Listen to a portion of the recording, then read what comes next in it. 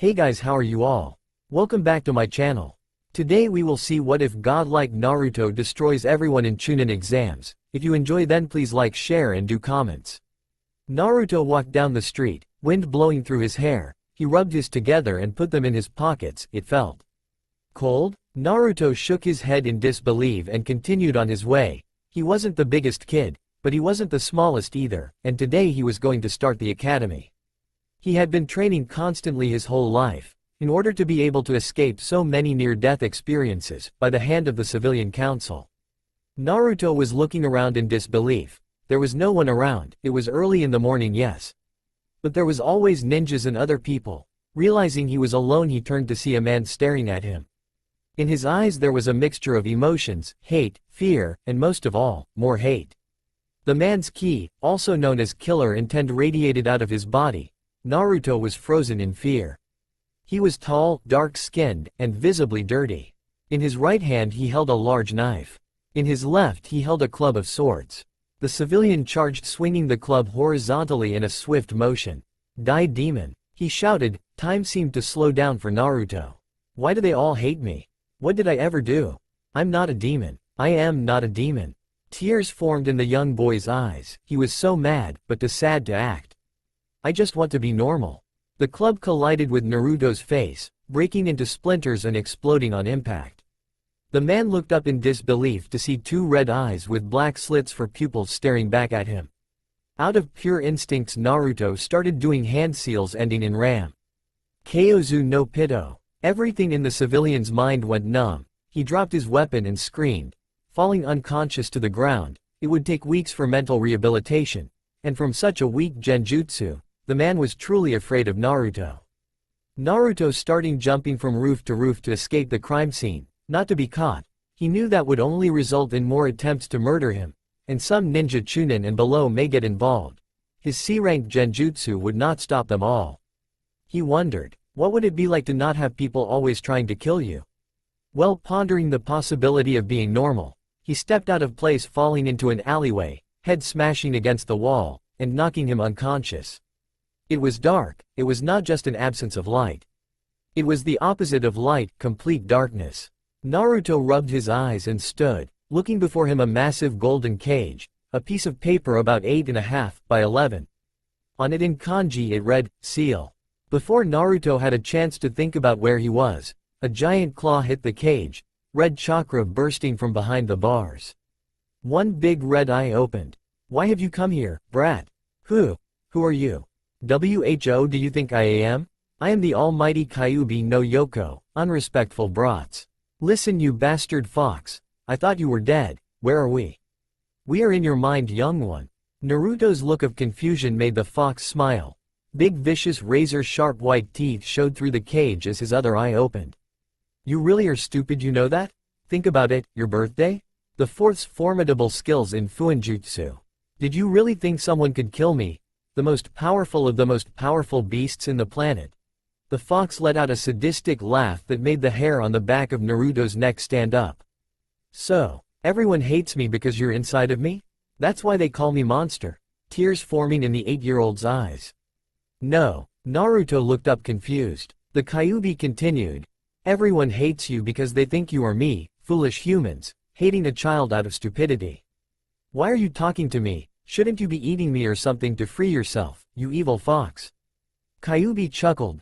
If only that was how it worked. If you die, I will also die, no matter how tasty you would be. Naruto cringed at the thought of being chewed.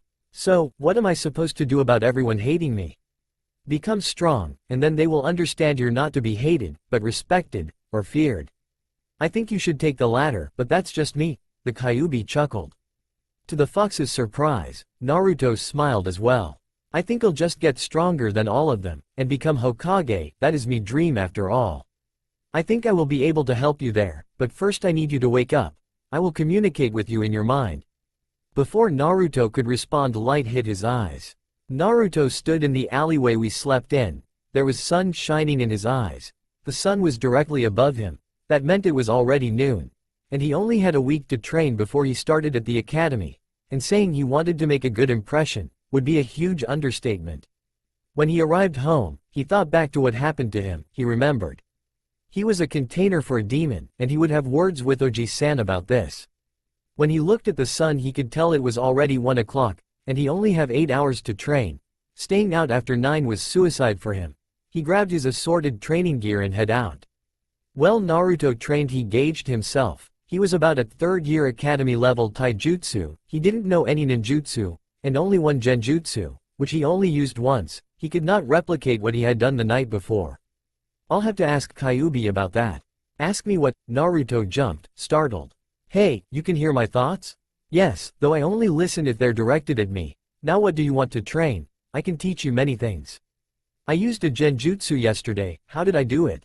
That was me, you were a standstill, and I knew that if I just gave you my chakra you might kill him, so I simply implanted the temporary jutsu into your mind.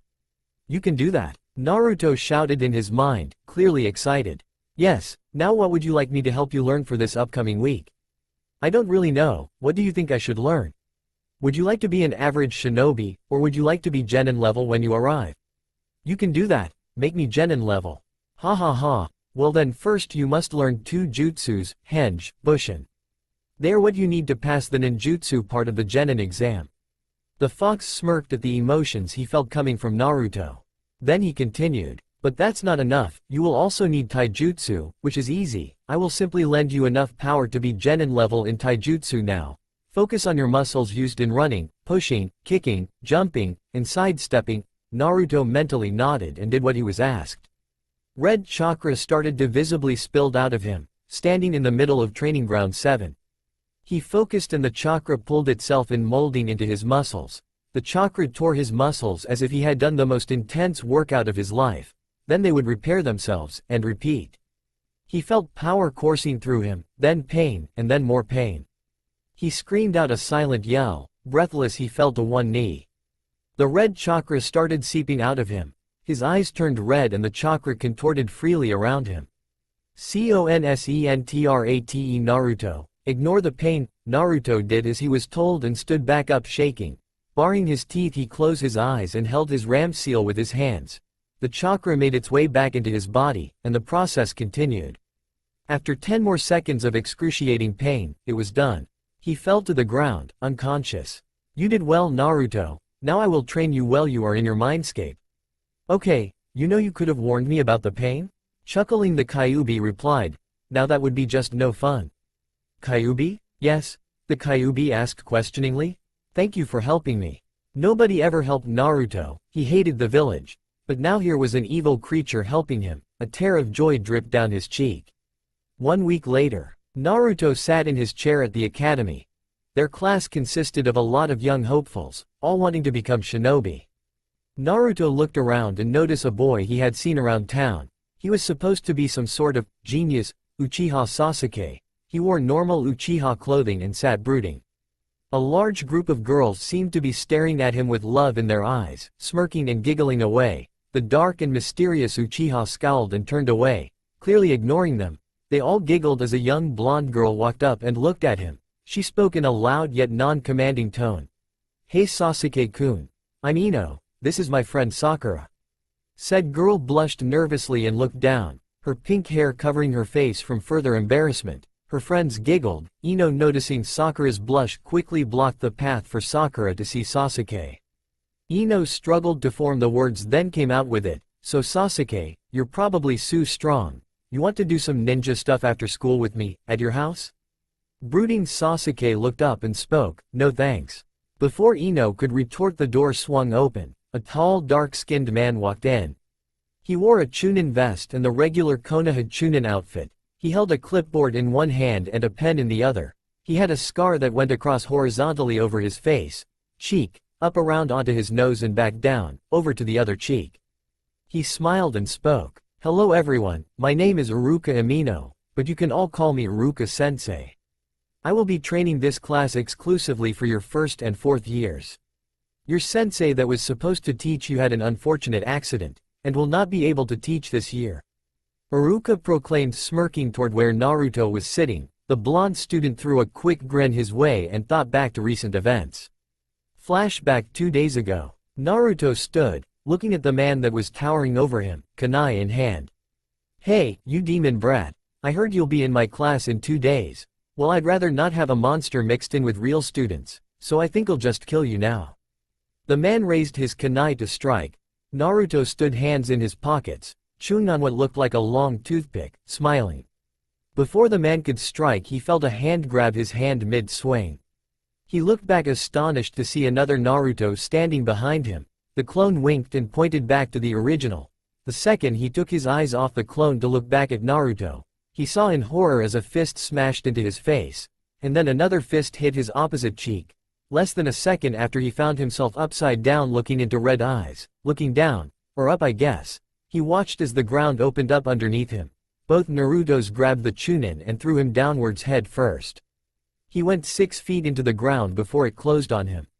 Suffocating the man quick became unconscious. 2 Anbu watched the entire exchange from a rooftop, smiles covered up by their masks. End flashback. Iruka started again after also thinking about what happened to his fellow Chunin. He, the Hokage, the 2 Anbu, and Naruto were the only ones who knew of the incident, which was a relief. If the council knew that Naruto had overpowered a Chunin, even if he had the element of surprise, they would not be happy. The Chunin was now in prison. Alright everyone, today we are going to get to know you all. I will point to you and you say your names, and your dream. Iruka started to go around the class. All the answers were pretty basic, with the exception of Sasuke, Naruto, Hinata, and Shikamaru. Everyone basically just wanted to be average ninja. No one really knew Naruto because he spent all his time training, so some people were pretty shocked to see some random kid smirking and proclaiming he wanted to become Hokage. There was no ridicule because who knew, maybe he was an okay student. Their parents did say he was dangerous after all. Hinata simply wanted to impress her clan, while Sasuke wanted to revive his respective clan. Shikamaru said he wanted a job where he could watch the clouds all day. After Iruka explained what it means to be a ninja and protect the village, and give them all basic introduction to taijutsu, hands-off approach, they all seemed to be losing their eagerness to learn. One of them even had the nerve to be fast asleep head down on his desk, snoring. Iruka slammed his hand on the desk and awoke the boy. His pineapple-like hair seemed to defy a lot of science. When he looked at the Chunin, he simply muttered, "Troublesome," and slouched in his chair, pretending to pay attention. After he explained the basics of taijutsu, ninjutsu, and genjutsu, he asked any of them if they knew a ninjutsu or genjutsu. 4 people raised their hands. Ironically, it was the same 4 that stood out previously: Hinata, Sasuke, Naruto, and Shikamaru. Okay, you 4 come to the front of the class.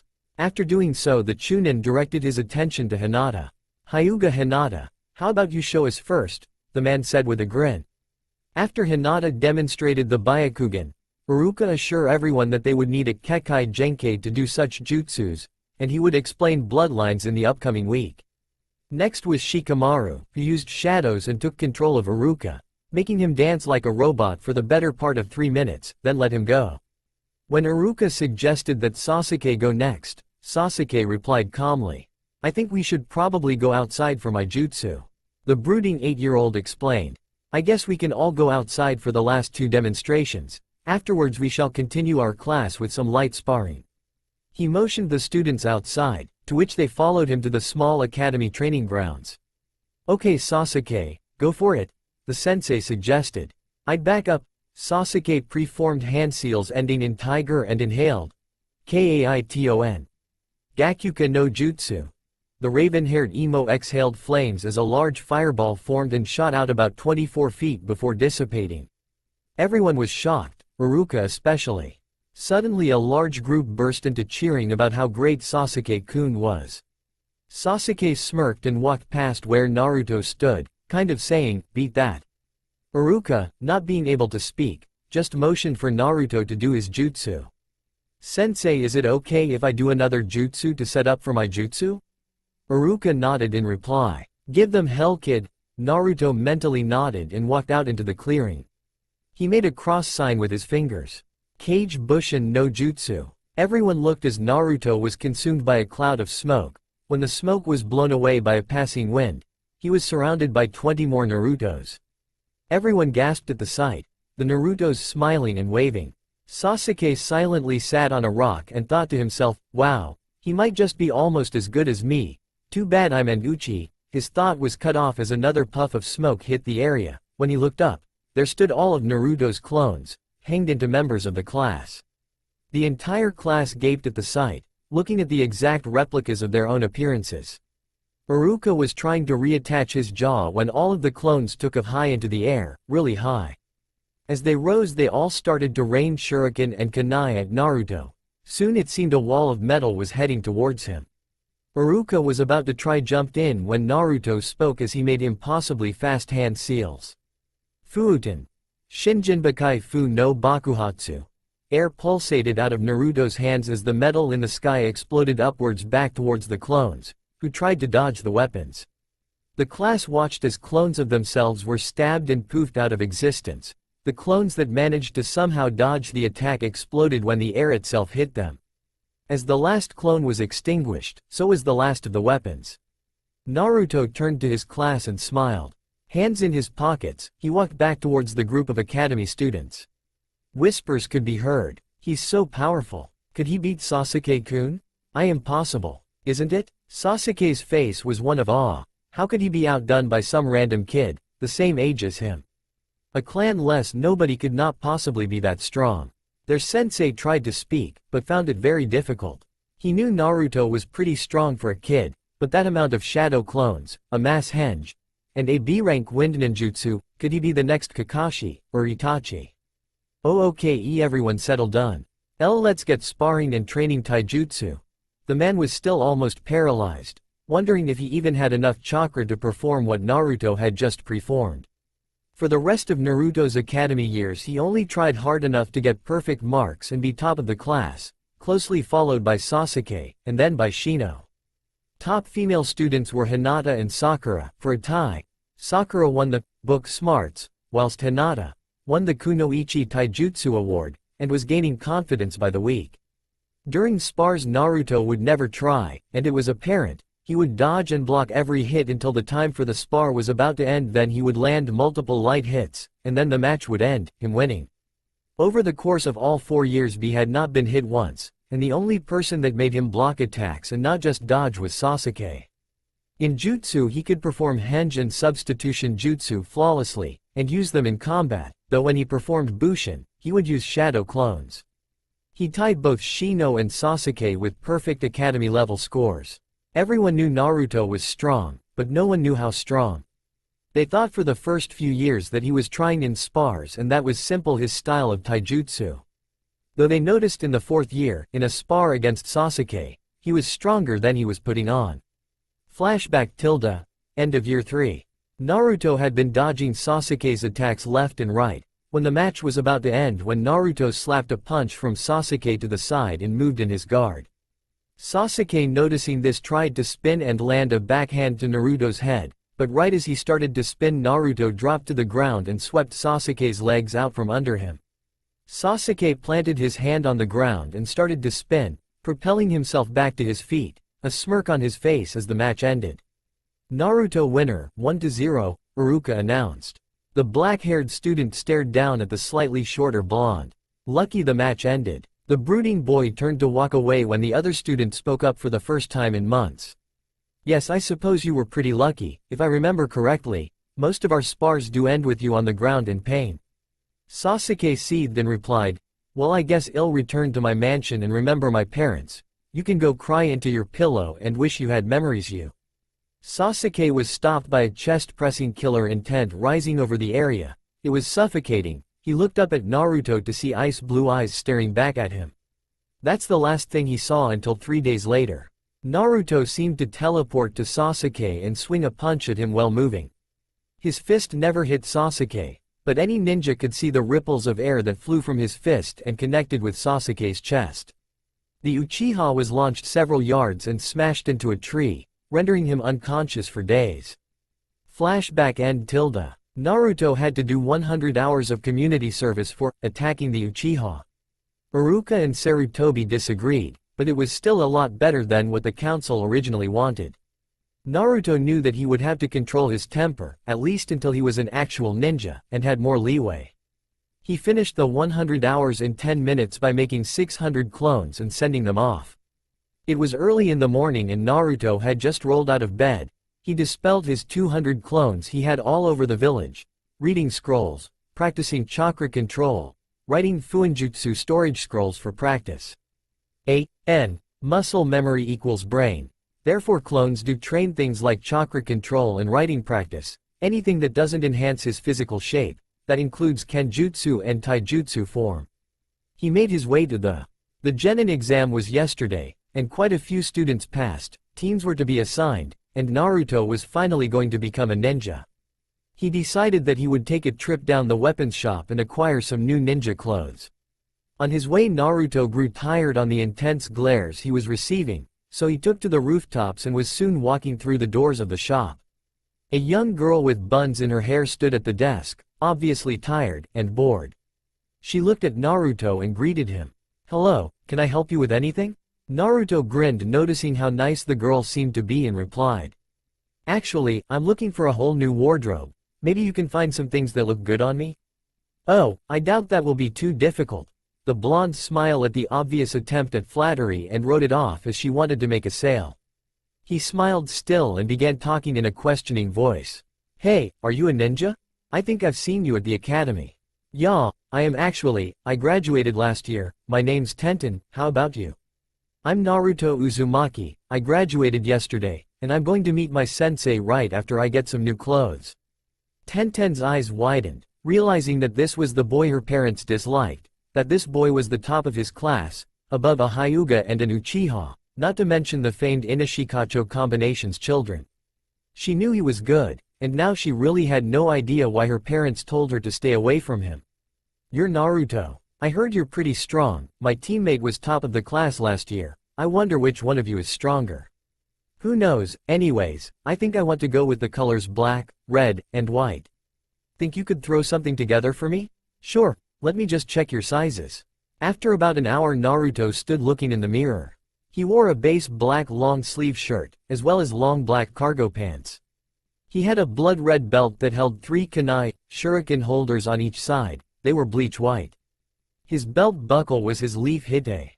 He had on blood-red chest armor with tribal white markings on it.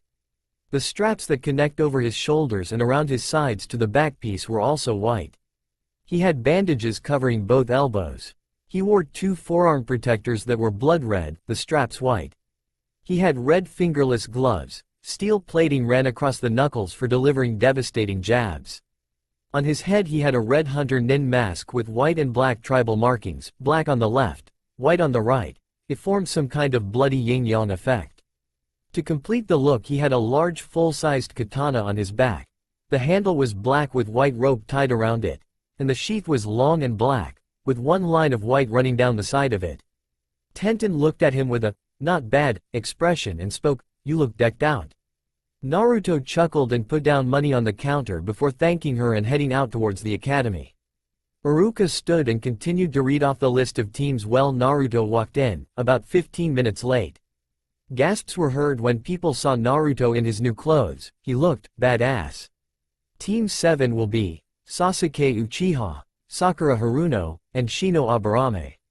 Your Jonin sensei will be Kakashi Hatake. Team 8 will be Hinata Hyuga, Kiba Inazaka, and Naruto Uzumaki. Their Jonin sensei will be Kurenai Yuhi. Team 9 is still in commission from last year, so Team 10 will be Shikamaru Nara, Ino Yamaka, and Choji Amakachi. Congratulations, your team will be your family whilst you are Genin. You have new senseis, but know I will still always be there for you. Good luck, and do well. Naruto walked home, thinking hard about what had just happened. He was a Genin, with a team that, to be honest, he didn't mind. He wasn't on that loudmouth Sakura's team, or Sasuke's team. Being on that brooding pile of emo messes team would have been less than enjoyable. Instead he was on a moderately loud Kiba, who finished dead last in the class, and seemed to respect Naruto a little bit, and Hinata, who was a strong fighter, but clearly lacked self-confidence. Naruto pondered possible strategies he could use for reconnaissance and so forth, having a very high senses team, with Hinata's eyes, Kiba's nose, and Naruto's feel for all things around him. Naruto could feel wind. It was his natural element and he had been practicing with it for 4 years now. He was quite proficient. Anyone in the range of his wind jutsu, he could feel their presence. The genin stood staring at their sensei at Training Ground 8. Her red eyes pierced into them like daggers. Alright, you need to pass my personal genin exam to become a true genin. If you fail you will go back to the academy. What does the test consist of, Kurenai-sensei? A questioning look accumulated the Inazaka's words. You will all try to get 3 bells from me. She held up the bells before strapping them to her waist. You have 1 hour, begin. Hinata and Naruto stood analyzing the situation, but their thoughts were broken by a battle cry from Kiba. I'll be damned if I go back to the academy now, the dog-like boy remarked. Kiba charged forward attempting to deliver a punch to his sensei. She sidestepped his blow and brought her knee up, catching his stomach. Spit relieved itself from his mouth as he toppled over in pain. She smirked as she noticed how weak genin were getting before Kiba turned to deliver a kick that almost caught her face. She matrixed under the kick and spun with leg extended to the ground, sweeping out his legs. Whilst Kiba was in mid-air, the woman made to bring her fist into his face, but as she unloaded the punch toward the airborne dog-breathed genin, her hand was stopped, and in front of her she stared into the coldest blue eyes she had ever met. The genjutsu mistress, Naruto said with a maniacal smirk on his lips. Before Kurenai could retort, the world went black. She could only see 2, very large, red-slitted eyes staring at her. As light flashed through the room she could see a massive fox in front of her. A demonic smile spread across the beast's face. K. K.Y. Kyuubi no K. Kitsune, she screamed out in horror and pain as the Kyuubi's jaw lunged forward and grabbed at her body. Then she saw the light of the sun. Hey, sensei, sensei?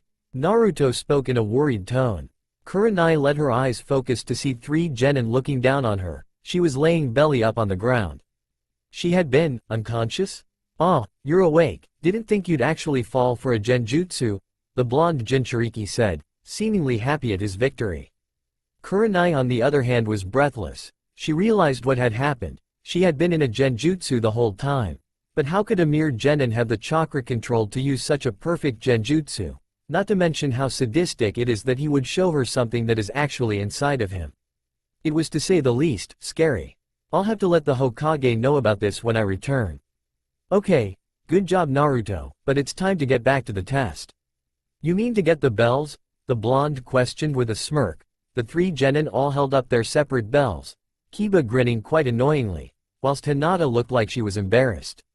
Well, though you did get the bells with that very well concealed genjutsu, which clearly you had previously set up knowing somehow that we would be here in Training Area 8, I have still seen no ninjutsu from any of you, and nothing from Hinata, nor any taijutsu from both Naruto and Hinata, so I cannot simply pass you. Naruto sighed, settling into a defensive stance. Hinata did the same. Kiba sat up against a tree and decided the 2 top taijutsu ninjas of the academy could handle the little scuffle.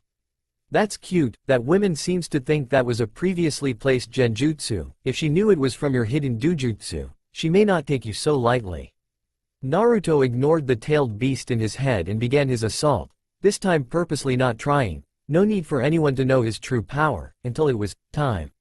45 minutes later. Good job you two. The jonin concluded. All 3 of you are ready to be genin of the leaf. Congratulations. We will start our first mission tomorrow. Meet at the tower at 9 AM. But don't get used to it. Soon we will use the 7 to 10 AM hours to train before missions. She smiled and began walking towards the Hokage tower to report her genin's success. You guys want to go get lunch, celebrate as a team? Kiba asked with a massive grin on his face. The blonde ninja was the first to reply. I was supposed to train, but I suppose a good team relationship will be required. He then put his fingers in a cross and produced 500 kage bushin. How the hell do you have that much chakra? The Inazaka outraged. Naruto simply waved it off the question and sent his clones to work. 100 to chakra control, 100 to taijutsu and kenjutsu forms, 50 to fuinjutsu, 50 to study jutsu scrolls, and 200 to practice the wind affinity. His clones all rushed off deep into the surrounding forest and Naruto turned to rebuttal his teammate. I just do, now let's get going. Naruto stated as he walked off towards Konoha. Hinata silently thanked the heavens that they were going to lunch, but quickly realized that she had never actually agreed to go. She raised an eyebrow in realization. I guess Naruto had assumed she'd go? Odd she didn't think Naruto to be the ignorant type. Maybe he knew she did not like to talk. Maybe he didn't want her to go. Maybe she wasn't supposed to be part of the team. Maybe he meant for just those two to go. Maybe he really doesn't like M. She was broken from her thoughts as the feeling something was in front of her came. Hinata looked up from the ground to see a smiling Naruto, his deep blue eyes so calm and mature. Hinata, you want to come right? I forgot to ask you, he said with his usual foxy smile. Hinata just nodded dumbly, blushing heavily at how close he was to her. He was just beautiful. After lunch Team 8 dispersed, to train or rest for the mission tomorrow. 3 weeks later, Team 8 stood in the Hokage's office, about to receive their first C-rank mission when Team 7 came bursting in. Cat in arms. Sasuke roared as he handed the cat to Kakashi and spoke. We are the most elite of the 9 graduating genin. It is an outrage that you put an Uchiha on such missions. I demand a C-rank missio. He was cut off by Kakashi's hand on his mouth. The jonin then added to Sasuke's thoughts. Sorry Hokage-sama, but Sasuke has a point. I believe we are ready for a C-rank mission. Alright Hitaki-san, but first Team 8 was here to pick between 2 C-ranked missions. The leader spoke in a calming tone. He motioned his hand in the direction on an annoyed-looking Team 8. Sasuke scowled at the sight of Naruto. You would pick a clan less nobody like Naruto Dobi to take a C-rank mission before the last Uchiha? To everyone's surprise it was a scrawny pink-haired Sakura that spoke the blind words. I was top of the class? The blonde spoke in a bored tone. It was simply luck. The Haruno yelled, annoyingly loud. Enough, Kurenai, would you like the mission to wave or the border patrol? Border patrol will do fine Hokage-sama, thank you. The female jonin spoke, smirking at the rage covering the precious scowling Uchiha's face. She spoke again, this time to her own genin. Meet at the front gates in 1 hour, dismissed. Hinata, Kiba, and Kurenai turned and walked out. Naruto stayed glaring towards Team 7. Winking he disappeared in a red flash. So he knows Shushin, big deal, the brooding genin proclaimed. Though the third and Kakashi did not blow it off so casually, they stood gaping towards where Naruto once was. Gaping, one thought hit both of their minds. Hirishin? 2 weeks later. Team 8 had been doing their border patrol duties without much difficulty, just a couple bandits here and there. Though all 3 genin did get their first kill, even if they were just bandits. Flashback. Team 8 stood, each facing their own bandit. Kurenai already had hers in a genjutsu, and was under complete control. She just watched her students, seeing how they would react. Hinata had no problem with her bandit, though when he was almost beaten he reached out and attempted a punch. But due to his tenketsu closed, he simply grabbed one of Hinata's breast for a brief second. In a fit of rage Hinata struck the man in the temple with a Jukin strike, killing him instantly. Kiba used his new fang over fang jutsu on his bandit, accidentally, killing the weak 50-year-old man. Both fights seemed pretty normal, until she noticed Naruto, simply dancing around as 3 bandits tried to attack him. He weaved through them, seemingly untouchable. When the men regrouped Naruto did as well, jumping back. The leader of the group spoke. Pipsqueak, time to die so I can ravage that little teammate of yours. The man threatened, staring into Hinata's gray eyes. Imagining what is to come, an evil grin spread across his face. No one shall harm my precious ones. Naruto's face hardened, he spoke in a cold voice, his ki radiated outwards. The bandits felt their bones shake in fear on the demonic feeling. His cold blue eyes seemed to flash purple, then red. He reached up to his katana. The second his hand touched the hilt the men seemed to freeze, as if they were locked down. An audible click was heard as Naruto revealed 1 inch of the blade out of the sheath. And another was heard when he instantly put it back in its protective case. Doing so wind seemed to stir around. It had been less than 3 seconds, but it felt like an eternity. All 3 men in front of Naruto fell to their knees. Lacerations appeared all over their bodies, blood pouring from them. The 2 henchmen fell to the sides, dead before they hit the cold ground. The leader fell forward towards Naruto. When he hit the ground his head rolled from his body. 2 genin looked upon their teammate with terror, as his face never shifted, emotionless. Flashback end. The team were now making their way back from the mission. Kiba in front, leading the way with his nose, Kurenai and Naruto in the middle, and Hinata in the back, Byakugan activated. When they reached the village they headed for their respected homes. Whilst Kurenai told them they had the next day off to do as they please, heading to the cage tower to give mission details. It was going to be a long conversation. Next day, Team 8 stood in the Hokage tower once more, bowing to the Hokage, and leaving the room. They were just informed that Naruto would be allowed to do D-rank missions without their help. They weren't sure why, but he said something about money. They all walked off the lunch at a barbecue house, where they ran into Team 10, as lazy, loud and fat as ever. Kurenai instantly perked up at the sight of the sensei, Asuma-kun. The red-eyed women smiled devilishly and walked over sitting beside him. Team 8 then also sat, and continued to talk with Team 10 about how boring D-rank missions were. When it was time to leave, Team 8 was going to their training ground, and Team 10 wanted to join them. Well, Ino wanted to join them, Choji wanted to eat, and Shikamaru wanted to sleep. In the end all three followed Team 8 as they made their way into a large clearing that was Training Ground 8. After about 2 minutes of Asuma going over basic chakra control techniques with both teams, he found out that both teams knew water walking to an extent, and he came up with a wonderful idea. Alright, you six, you are going to have a free-for-all battle on the lake. Winner buys dinner, it will be last man, or women standing, fair. Oh yeah, time to kick some ass, was Ino's immediate reaction, clearly not realizing that she was surrounded by 5 stronger genin than herself. They headed to the lake to learn to use chakra control to your advantage in battle. When they ran into Team 7, Kakashi explained that they had just completed a B-rank mission after running into some Kiri missing nin named the Demon Brothers. When they realized the mission was over their heads they headed back to Konoha so Hokage could assign a new team, composed of Chunin and jonin.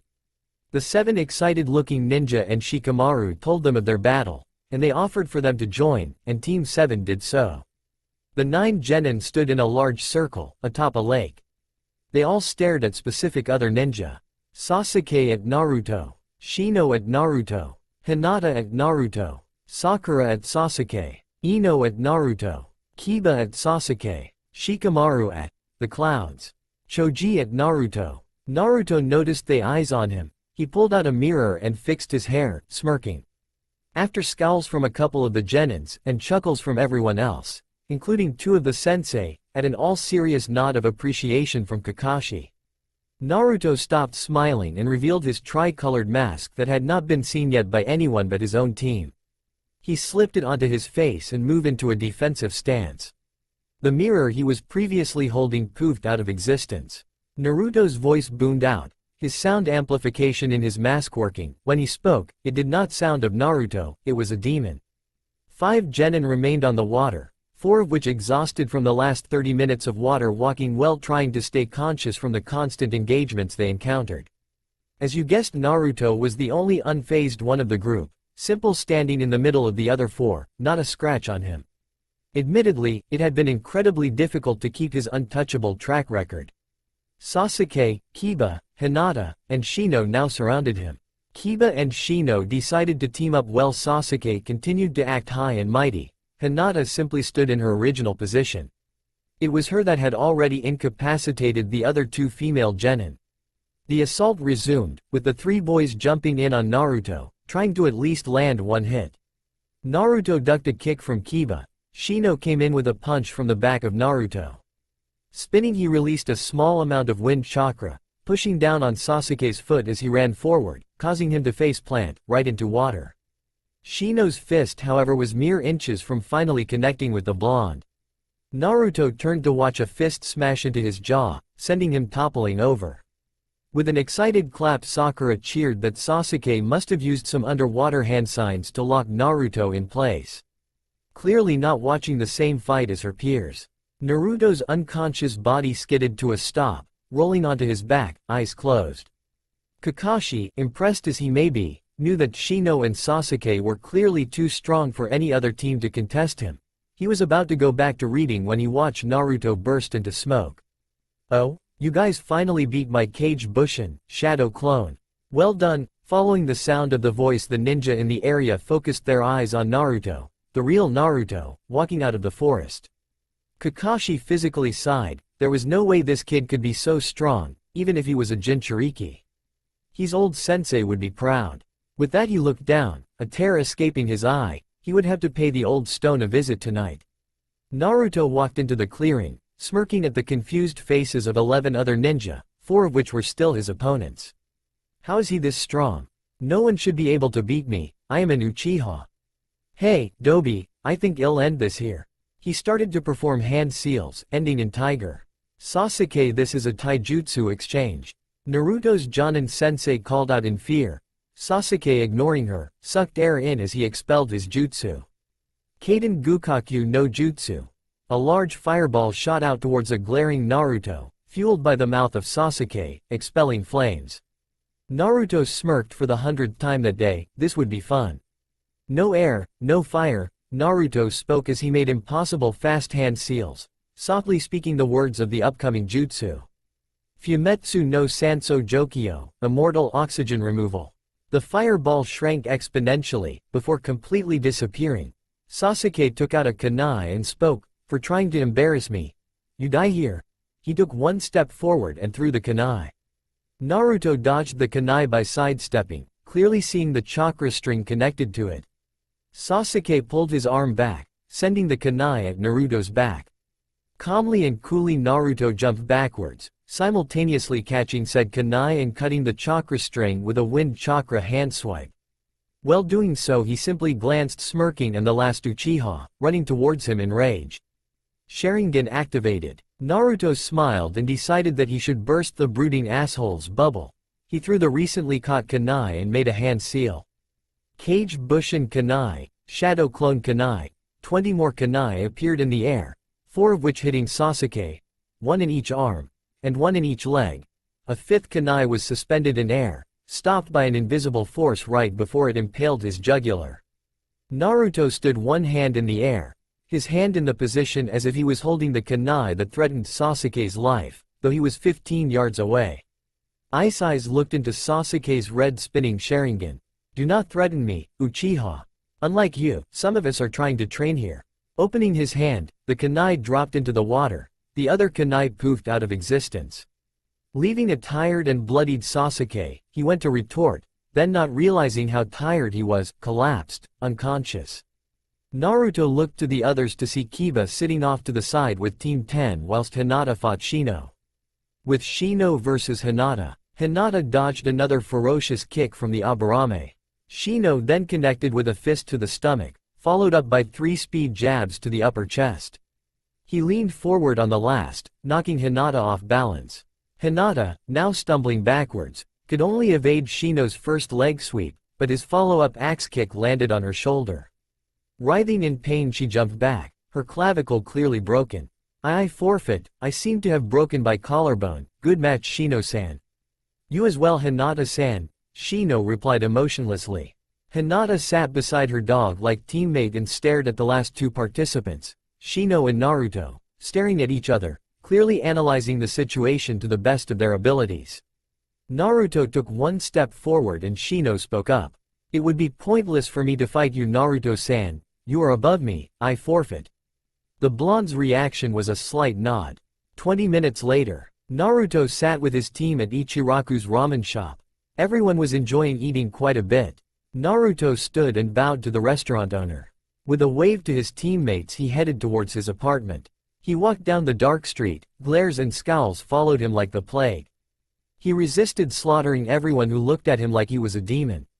Rounding the corner onto his street he saw a small gathering of 10 or 11 people in front of his house, mostly civilians, although there was also 2 Chunin and a jonin. When they noticed him walking down the road they moved towards him. His mask was on, he didn't notice who any of them were. He looked the leader up and down. He was a jonin, one which Naruto had never seen before, was probably mostly an Anbu ninja most of his career. He wore a standard jonin vest, and his hite was on his arm. He had jet black hair, it was short. A sword on his back was pretty large, it was not very long, but its width made up for the lost weight. Hey, demon brat, I heard you attacked the Uchiha last year. Well, I just returned from a mission with my team. He motioned towards the 2 Chunin to his left. And I don't think I like that you would do that. Naruto stood, hands in pockets looking bored. He never broke stride walking right past the jonin and civilians, right to his house.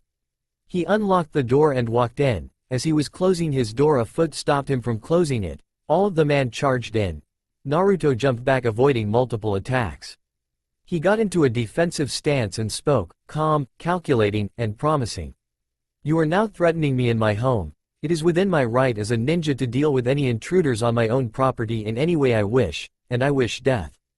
The jonin laughed, and soon after the chunin joined in, a mere genin threatening them. How pitiful. That's the best you got, demo. His voice was cut off by his chest squeezing, air escaping his lungs. He couldn't breathe. Ki was not allowing it. He looked up to see Naruto's hand on the hilt of his sword. The 11 men in Naruto's apartment stood, 8 of which had no idea what was happening. They could not move, they could not breathe, they could hardly blink. It hurt to move. They all gazed at the boy in front of them, standing 5 feet 5, tall for his age, mask on his face. He tilted his head to the side. Blue chakra was rolling off of him. He spoke, but it no longer sounded like a 12-year-old boy, it sounding dark, and so, loud. It was regular speech, but it boomed, and shook the ground around them. I said, death. With that, an audible click was heard, as Naruto showed 1 inch of his sword. Air rushed around the 3 other ninja in the room. He put the sword back in his hilt. And with a click, the 2 chunin and jonin fell to their knees, lacerations all over their bodies. Blood pouring from the deep wounds. They all fell to the ground together, dead before hitting the hardwood floor. Naruto made a single hand seal and spoke in a demonic voice, staring at the 8 civilians who dared trespass on his property. Kuno number 100 Nen, Genjutsu, 100 years of agony. The room fell silent, as all the men in front of him dropped to the ground with silent, blood-curdling screams.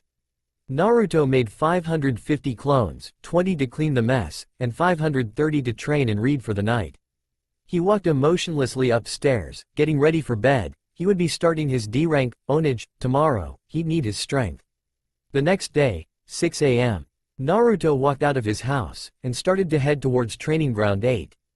As he walked out the door, he passed the pile of 11 dead bodies. The smell was annoying. He wondered what the council would try to do to him when they found out.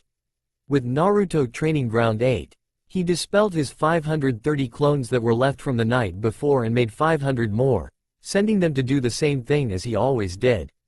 He then disappeared with a bright red light while his clones got to work. He reappeared at the Hokage office, walking up to the Chunin that was doing the mission handouts on that specific day. Hello Uzumaki-san. Would you like a mission? The Chunin spoke in a friendly tone. Yes, well kind of. I would like 50 D-rank missions please, the smiling blonde said in a genuine good mood. Okay, I suppose I could do that. After receiving the 50 mission scrolls, he walked outside the tower. Making 150 clones, he sent them off as 3-man teams, all hanged to Kurenai, Kiba, and Hinata. They would each do a D-rank mission. After making another 150 clones to tag along as workhorses, so to speak, he started back on his way to Training Ground 8. His team would be training at 7 o'clock that morning, before getting their own D-rank mission, that is. Training Ground 8, 6:55 a.m. Hinata smiled and looked at the ground as Naruto snuck up and sat down beside her, his facial expression one of being content. The tall 12-year-old turned his head and smiled at Hinata. Hey Hinata-chan, how are you? Hinata blushed and whispered her response. I'm good Naruto-kun, how about you? Before Naruto could reply, Kurenai and Kiba showed up. Kiba spoke first. Hey lovebirds, let's get our spar on. Naruto smirked, noticing just how much he enjoyed his team's company. It would be hard to leave them. Okay guys, this is what we will do. I am going to have you all run 3 laps around Konoha. If you would rather, you can do 2 laps on your hands. Team 8 looked in disbelief. 3 laps around Konoha? That was 100 kms at least. That's a 5-hour jog. They would have to run hard to complete it before 9 o'clock when they were to go get their mission. All their expressions turned to one of dedication. Standing and nodding was their last response before they took off, Naruto on his hands. Kurenai visibly smiled at her team's work ethic. That says it all. They're ready for the Chunin exams. The red-eyed woman's smile grew even wider, if that's even possible. Hokage Tower 9:10 p.m. 10 minutes late guys, you should have run faster. Kurenai thought as she watched her team show up looking utterly exhausted, Naruto still on his hands. She announced their failed efforts. You're all late. Sorry sensei. they all chanted, trying to gasp for breath. Acting tired? I've had you run 100 laps on your hands and you were fine, though I must admit you're a good actor.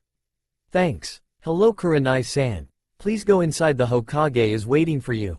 A Chunin at the tower said. Team 8 nodded, heading into the Hokage's office. When they opened the doors they were all surprised, except Naruto.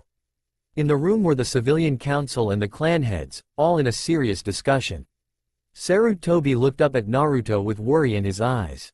Naruto simply smiled, demonically. Knowing what was to come, he pulled his mask off his face and strolled on into the room. Hello council members, the Jonin sensei greeted, getting a few approving nods in response. Team 8 took seats beside the Hokage in the office, which was now a large council meeting setting, all people sitting in a circle. There was about 15 people in the room, not including the Anbu guards. And what is this about? Kiba said, ignorantly. Be quiet son, this is beyond you. The Inazaka's clan head ordered, also being Kiba's mother. That's right, it's about that demon. Another councilman yelled, clearly one of insignificance, his clothing being that of a civilian. Quiet, Naruto, I would like you to explain why there was 11 bodies outside of your house this morning. The third said questioningly, seriously hoping there was a good reason. Team 8 just learning this information were staring at Naruto, very confused looking. Naruto responded with a smirk, showing off an elongated fang. His ice blue eyes seemed to flash purple for a second. Because I killed them, and they smelled too bad to keep in my house. Everyone in the room looked at Naruto with awe. He admits it, Anbu get him, a councilwoman called out. An Anbu moving forward to detain Naruto was stopped by an unspeakable force of ki. I would suggest not attacking me. For then it would be again in my rights as a ninja of the leaf to take your life. The ignorant fools that tried to break into my apartment and attack me last night found out the hard way that ninjas have the right to kill, in multiple situations. Gasps and scowls could be heard from the council. The Hokage looked intrigued, as did bandaged old man with an X scar in his face. The third spoke, explain yourself please Naruto. There is a law that states that if anyone trespasses onto a ninja's property, said ninja could act as they wish in punishing the trespassers. Those weaklings came into my house, and I dealt with them as they planned on dealing with me. Everyone in the room was shocked. Team 8 looked at their friend and student with a questioning look. Did Naruto really kill Konoha civilians? Were they ninja? You expect us to believe you killed an Anbu captain, and Jonin, along with 2 Chunin and 8 citizens. You're a mere genin. A very enraged Hiashi yelled. Naruto quickly smirked in his head. I knew he was Anbu. It must have been the Q. Yet another council member was cut off and silenced by the Hokage.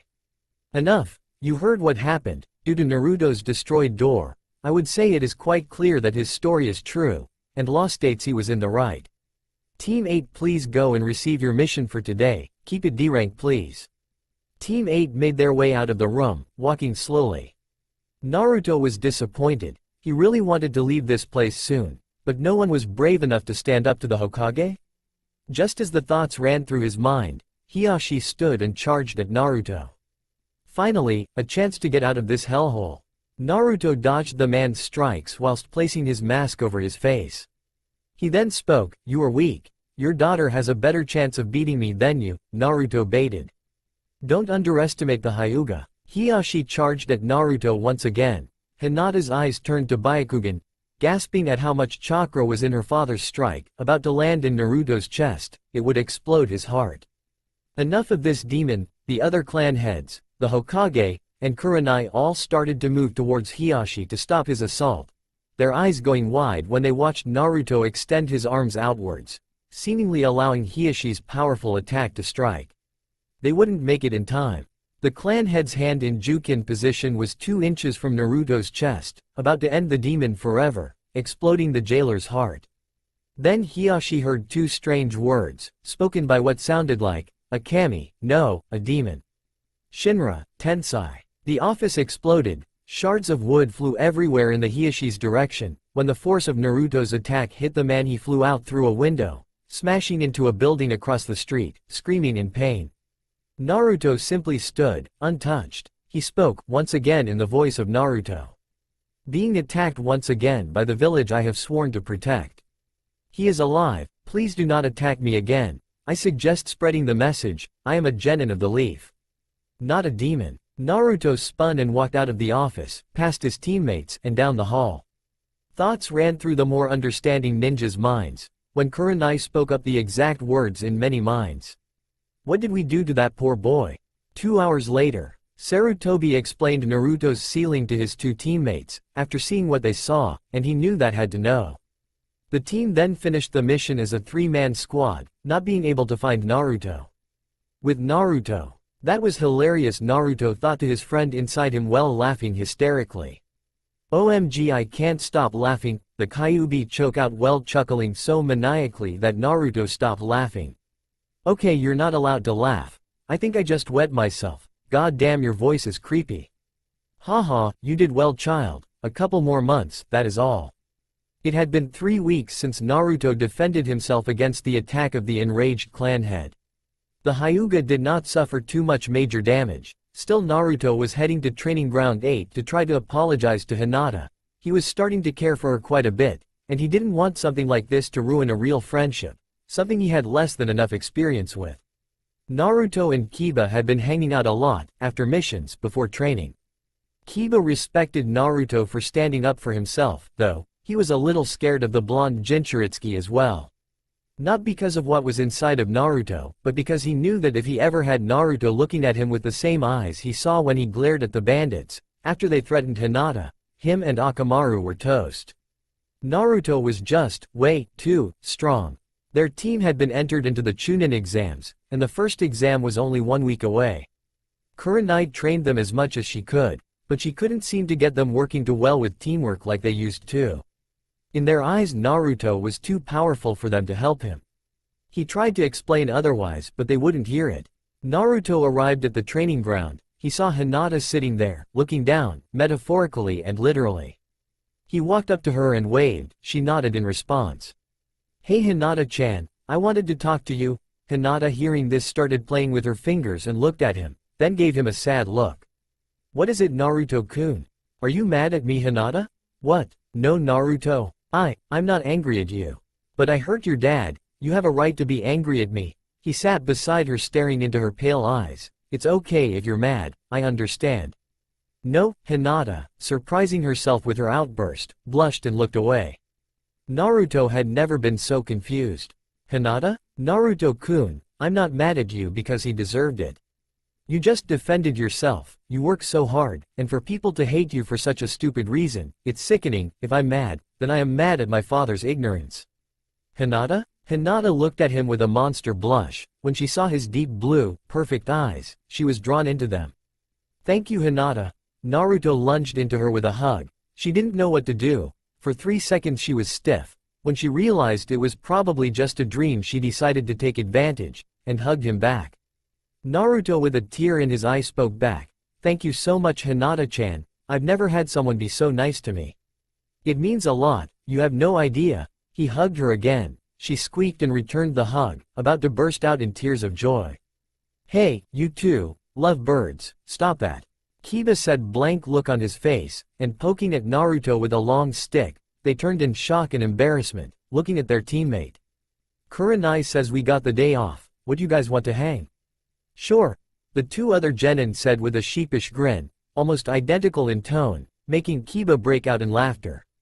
The 3 friends headed off towards the village. 40 minutes later. Naruto, are you sure? You really don't have to pay for both of us. A certain shy girl said to her teammate in a near whisper.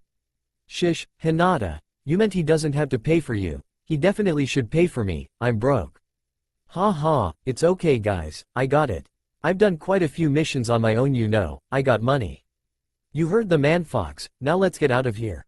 The 3 walked out of the barbecue restaurant and started down the road, when they heard a kid yelling. With Sand Nin plus Konohamaru. Let me go. The little boy yelled as he squirmed around. What are you going to do about it? A war paint-covered man talked with supreme arrogance, clearly thinking he was much stronger than he truly is. Let him go, Kankaru. We don't need to get disqualified before the exams even start, an attractive blonde said, clearly knowing the man named Kankaru quite well. Tamari, I'm just going to teach him a little lesson, that's all. Well, if you don't let him go, You will face the strongest bloodline limit in the elemental nations. Sasuke appeared with a kunai to Kankaru, Sharingan blazing, and a smirk in place. PSH, ill beat yo. The makeup man was cut off by a harsh voice coming from a tree nearby. You're embarrassing Suna. A red-haired boy stood, eyeing the scene from above, a flash of sand shushin later and he was beside his brother. But, Gaara, shut up, or I'll kill you. Sasuke looked at the red-haired boy that was striking fear into his fellow shinobi and questioned. Hey, redhead, what's your name? Maybe you'll finally be someone that can challenge the last Uchiha. The redhead simply smirked and began walking away, before a hand clutched his shoulder. Sasuke stood, holding on to the Suna ninja and glaring at him. I asked what your name is. The area filled with Gaara's ki, it was morbid. He smiled so evilly it made most skin cringe, and his teal eyes showed no trace of sanity. Sand rose up around Sasuke's hand, the black-haired genin jumped away, still glaring at the redhead. I will enjoy killing you, Uchiha. Naruto stood watching. When he felt the Suna nin's ki, it made him feel like exploding with demonic chakra and ripping Gaara's neck out with his teeth. When the incident was over, the team decided to head home, having had watched enough excitement for one day. 1 week later. In the last week, Team 8 mostly just trained lightly, and talked amongst each other. Naruto wanted to ask Hinata out to hang out alone, but he didn't want to leave Kiba out. He was another of his precious people after all. Team 8 stood in the first exam room. It was filled with other ninja from their respected villages. Naruto had his mask on, and was standing in a large circle. The 8 other genin from his graduating class stood in the circle with him, all of them broken into their 3-man cells. They were all talking about how it has been being a ninja and so on. You guys should be quieter, a silver-haired man wearing a Konoha hite said, walking up to the group of fresh genin. What are you talking about? Ino said with a harsh tone. I'm just saying, you're all still wet behind the ears. You shouldn't be so loud, people might get irritated. He motioned towards the room with just about every genin glaring in the Konoha 9's area. Plus, I might be able to help you guys. I've been in this exam a few times. This isn't the first time you've taken the exam? Sakura asked. No, it's my 7th. Kabuto answered. Well, they're held twice a year, so this will be my 4th year. Wow, a veteran. Sakura said in an amazed tone. You must really be an expert by now. Yeah, sort of. Kabuto said. So you can give us all the insight? Kiba said excitingly. Yeah, some expert, he's never passed. Shikamaru said. Kabuto chuckled nervously and scratched the back of his head. Well, 7th time's the charm, that's what they say Kabuto said, still looking embarrassed. So I guess all of those rumors about the exam being tough are true. Oh man, I knew this was going to be a drag. Hang on, don't give up hope yet. Kabuto said, reaching into his pocket. Maybe I can help you kids out a little. He then pulled out what seemed to be a few cards. With my ninja info cards. What the heck are those? Sakura questioned, sounding extra annoying to Naruto anyways. It's hard to explain, but these cards are chakra encoded with everything I have learned over the past 4 years. Kabuto said, then laying them down on the ground he continued proudly. I've got more than 200 of them. So you see, I haven't been completely wasting my time. They may not look like much to the naked eye, he said, picking one up from the top of the deck. In fact, he flipped it over and laid it down beside the deck. It was blank. They appear blank. Don't want just anyone seeing this stuff. He said. He then put his index finger on it and everyone watched as the cards swirled around his finger. What are you doing? Sakura asked, still annoying Naruto. You see, I'm using my chakra to reveal their secrets. Like this for example. He then raised his other hand up in a single hand seal. With a poof of smoke the card had details on Haruno Sakura, her skills, bloodline, family, missions, basically anything. Sabaku no Gaara, Rock Lee, and Naruto Uzumaki.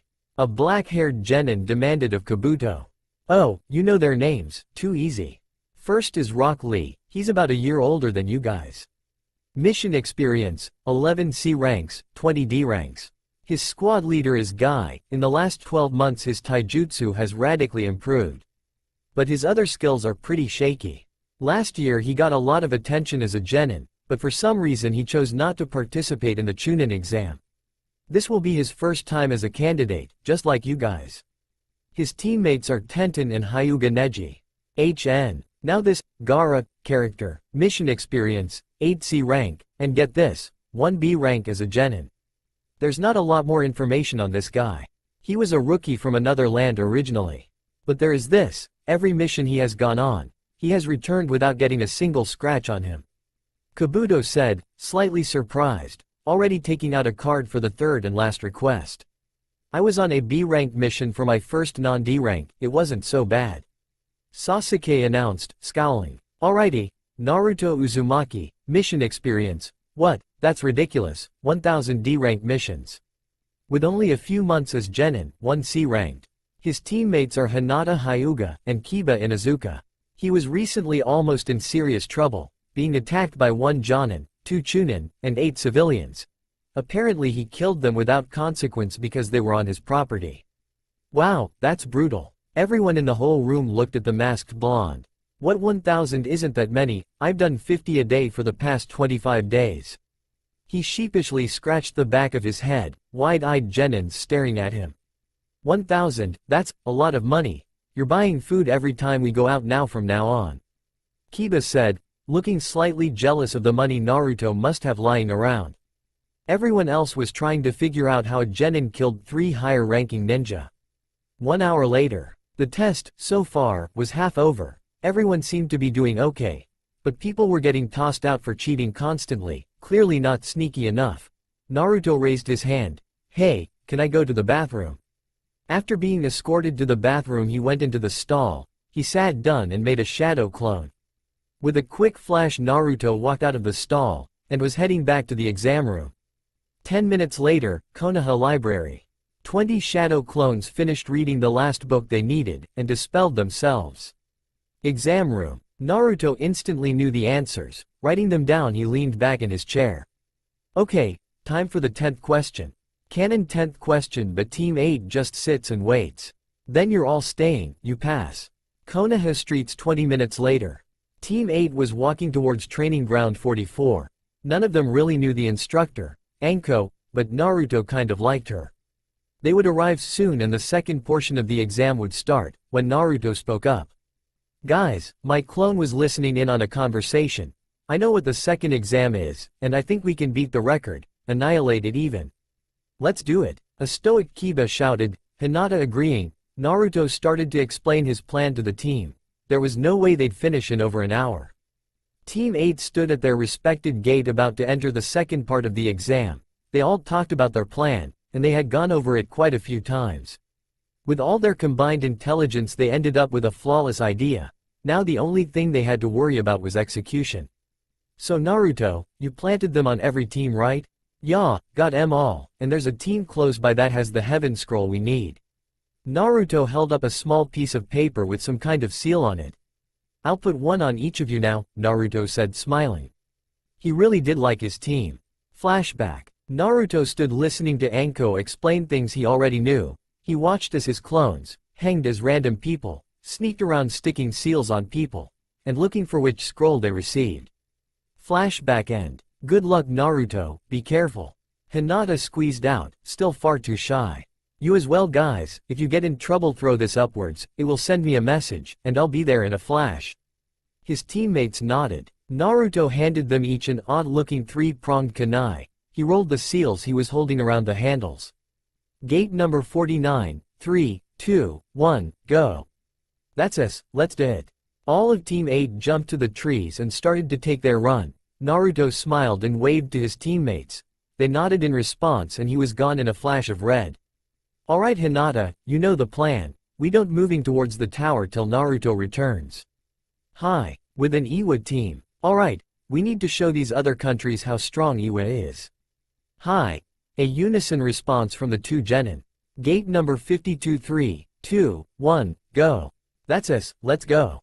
The team took to the trees. The second they took their first jump a flash of red stopped their run. They stood staring at the man on a branch in front of them. He wore red armor, with white accessories and black clothing. He wore a mask that looked of terror. The thing the Iwa noticed instantly was his bright yellow hair, and his 3-pronged kunai in his hand. The yellow flash of the leaf? Impossible. Naruto smirked under his mask. Kyuubi had told him about who his father was. That's why he knew Hirishin. Flashback 3 years ago. Naruto walked up to the basement door. It was locked with a seal. He bit his thumb and rubbed it across the seal. It unlocked and the door opened with a loud creak. He began walking down the winding staircase of the Nazumaki estate. Looks like you were right, Kyuubi, he is my father. Yes, now find Hirishin and Rasengan. Flashback end. Naruto spoke in his own clam voice, his eyes cold and calculating. I would like your scroll. One girl started to go through her bag and spoke. Drugo, should we just give it to him? If he really is No, we can't give up now. He went to make head seals but stopped when he saw a kunai coming towards him. He dodged right. Otherwise he would have been screwed, his teammates still frozen in fear to his left. When the kunai was behind them there was a red flash. Naruto caught the kunai mid-air and threw it back to the tree he was on before. It flew back towards the still frozen girl and cut her bag open, scroll falling out of it. There was 2 more red flashes and Naruto stood on the branch he was on previously with a smirk behind his mask, and heaven scroll in his hand. It had all happened in about a second. The slightly less terrified of the 3-man cell had just landed on the tree he dodged to when Naruto was already taking his kunai out of the branch he now stood on. He waved and disappeared in a red flash, leaving a baffled Iwa team. With Kiba and Hinata, the 2 members of Team 8 watched from a bush as Gaara crushed the last member of the 3-man aim squad. They were scared, and decided they probably should try to get around him somehow.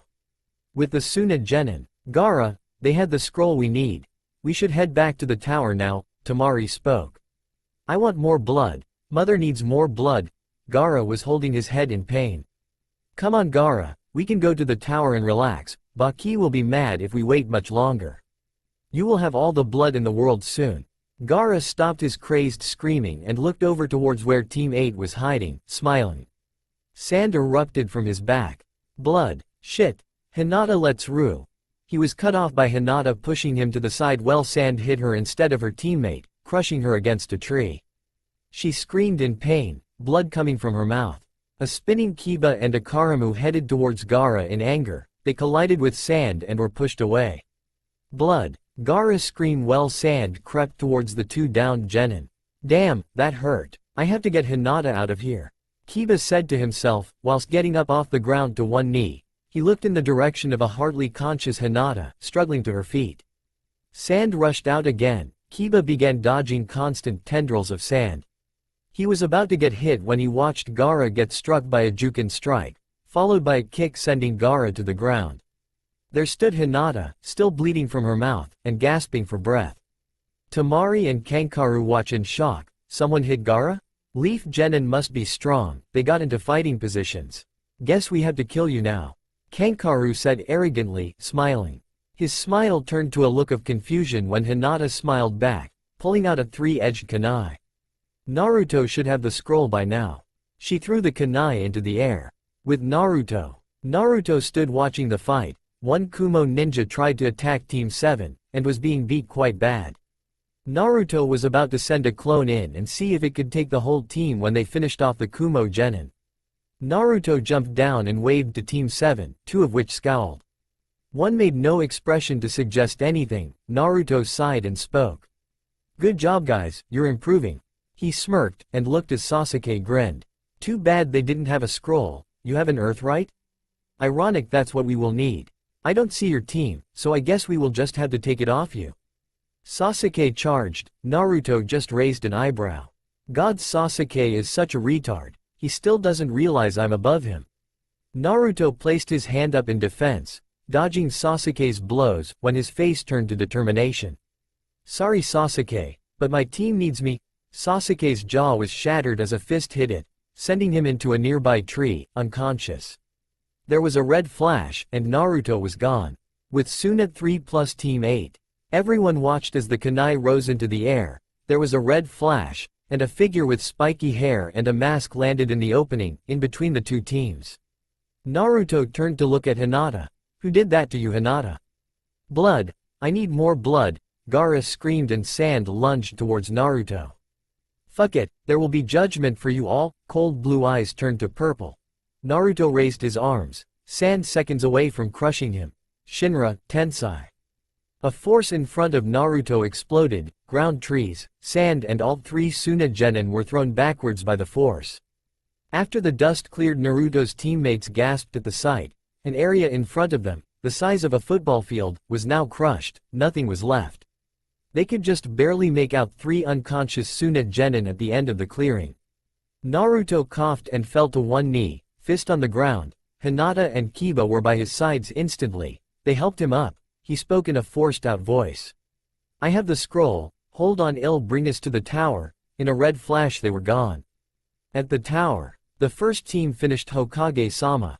A Chunin said, watching the screen as Team 8 made their way into the tower, still helping Naruto walk.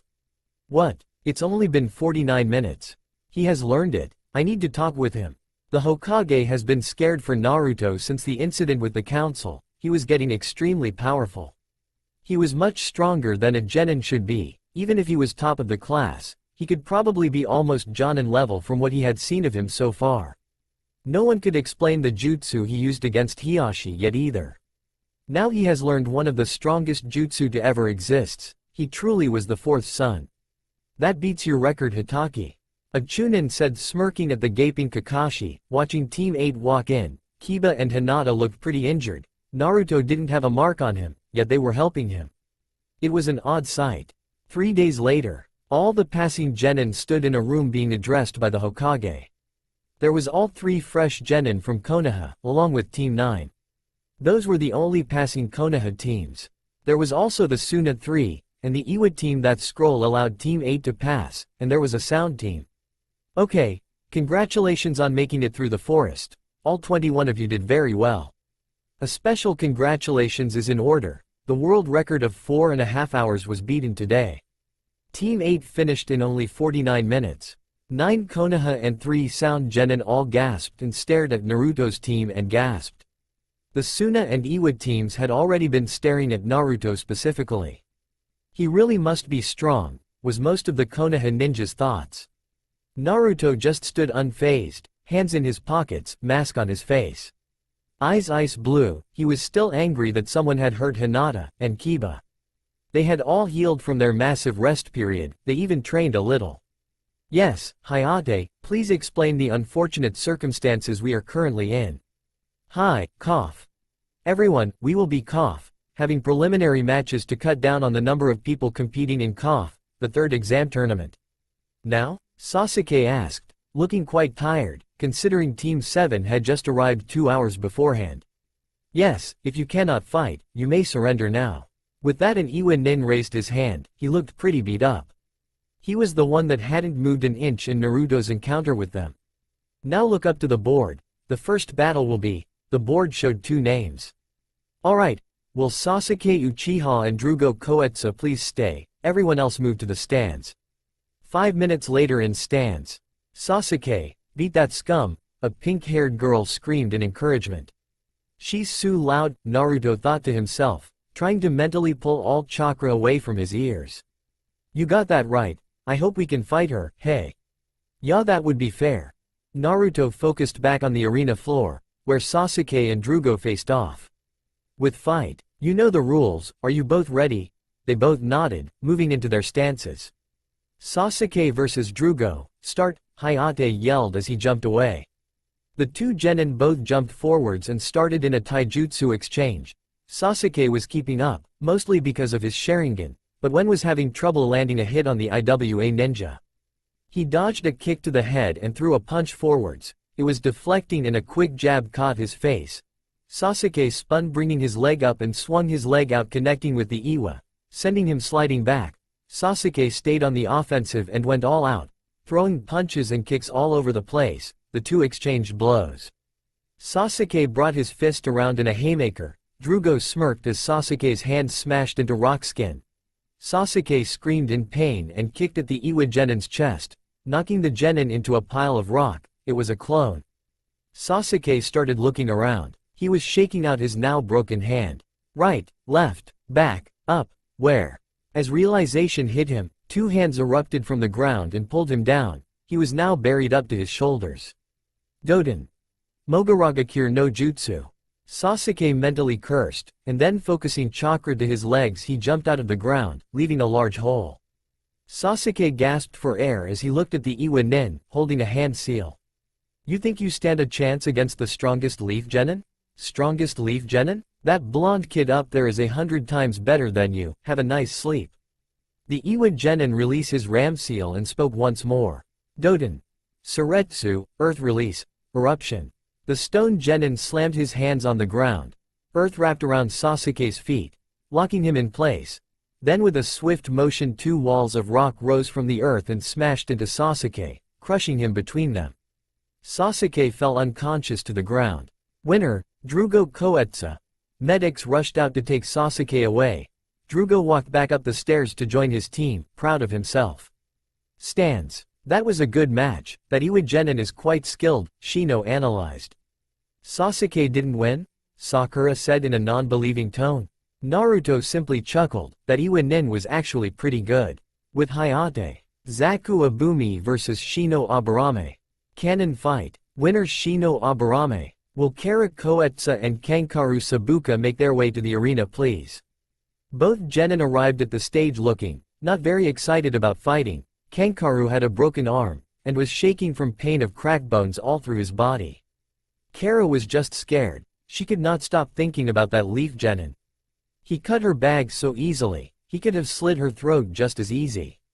Her life could have ended right there. With Naruto. He looked at the Iwaku no Ichi and shook his head, she was terrified, he must have really done a number on her. Though she must be strong if her team could get 2 scrolls and pass even after he humiliated them. The girl was actually quite attractive. She had long blonde hair and wore a black battle kimono. Her hair was spiky at the back, and her eyes were deep blue, much like his.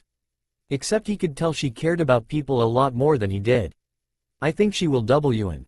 I don't. With fight. Are you both ready? They both nodded. Alright. Begin. Hayate jumped away, but both ninjas stood staring at one another. You think you can beat me with a broken arm? Kara said with a false confidence. Kankaru smirked and shot towards her. With a sidestep, Kara placed one finger on the ground before Kankaru could react. She made one hand sign and spoke. Doden. Suchi Kairo. Earth release. Corridor. Earth rose around Kankaru, trapping him in a dome. There was a hole at the top, and through it he could see the shadow of Kara doing more hand seals. Sweden. Mizudepo. Water release. Water gun. Water shot from Kara's mouth, filling the dome with water. Kankaru was struggling to not be crushed by the water force. He realized that eventually the water would raise him enough to get out of the dome. Then his eyes widened as Kara started making hand seals while still shooting water into the earth dome. Raiden. Kangekia. Lightning release. Emotion wave. Damn, Kankaru thought as he watched as lighting moved down the water stream towards the body of water he was in. He quickly yelled, I forfeit. With that Kara ended the technique before it fried the Suna genin. The dome turned to mud and water and mud flowed through the area. Kankaru scowled, and both ninja headed for their respective teams. With the leaf genin, holy shit, that was a fast match, but she's good. Kiba said. Naruto smirked and responded. She seemed much worse when I took her and her team's scroll in 3 seconds.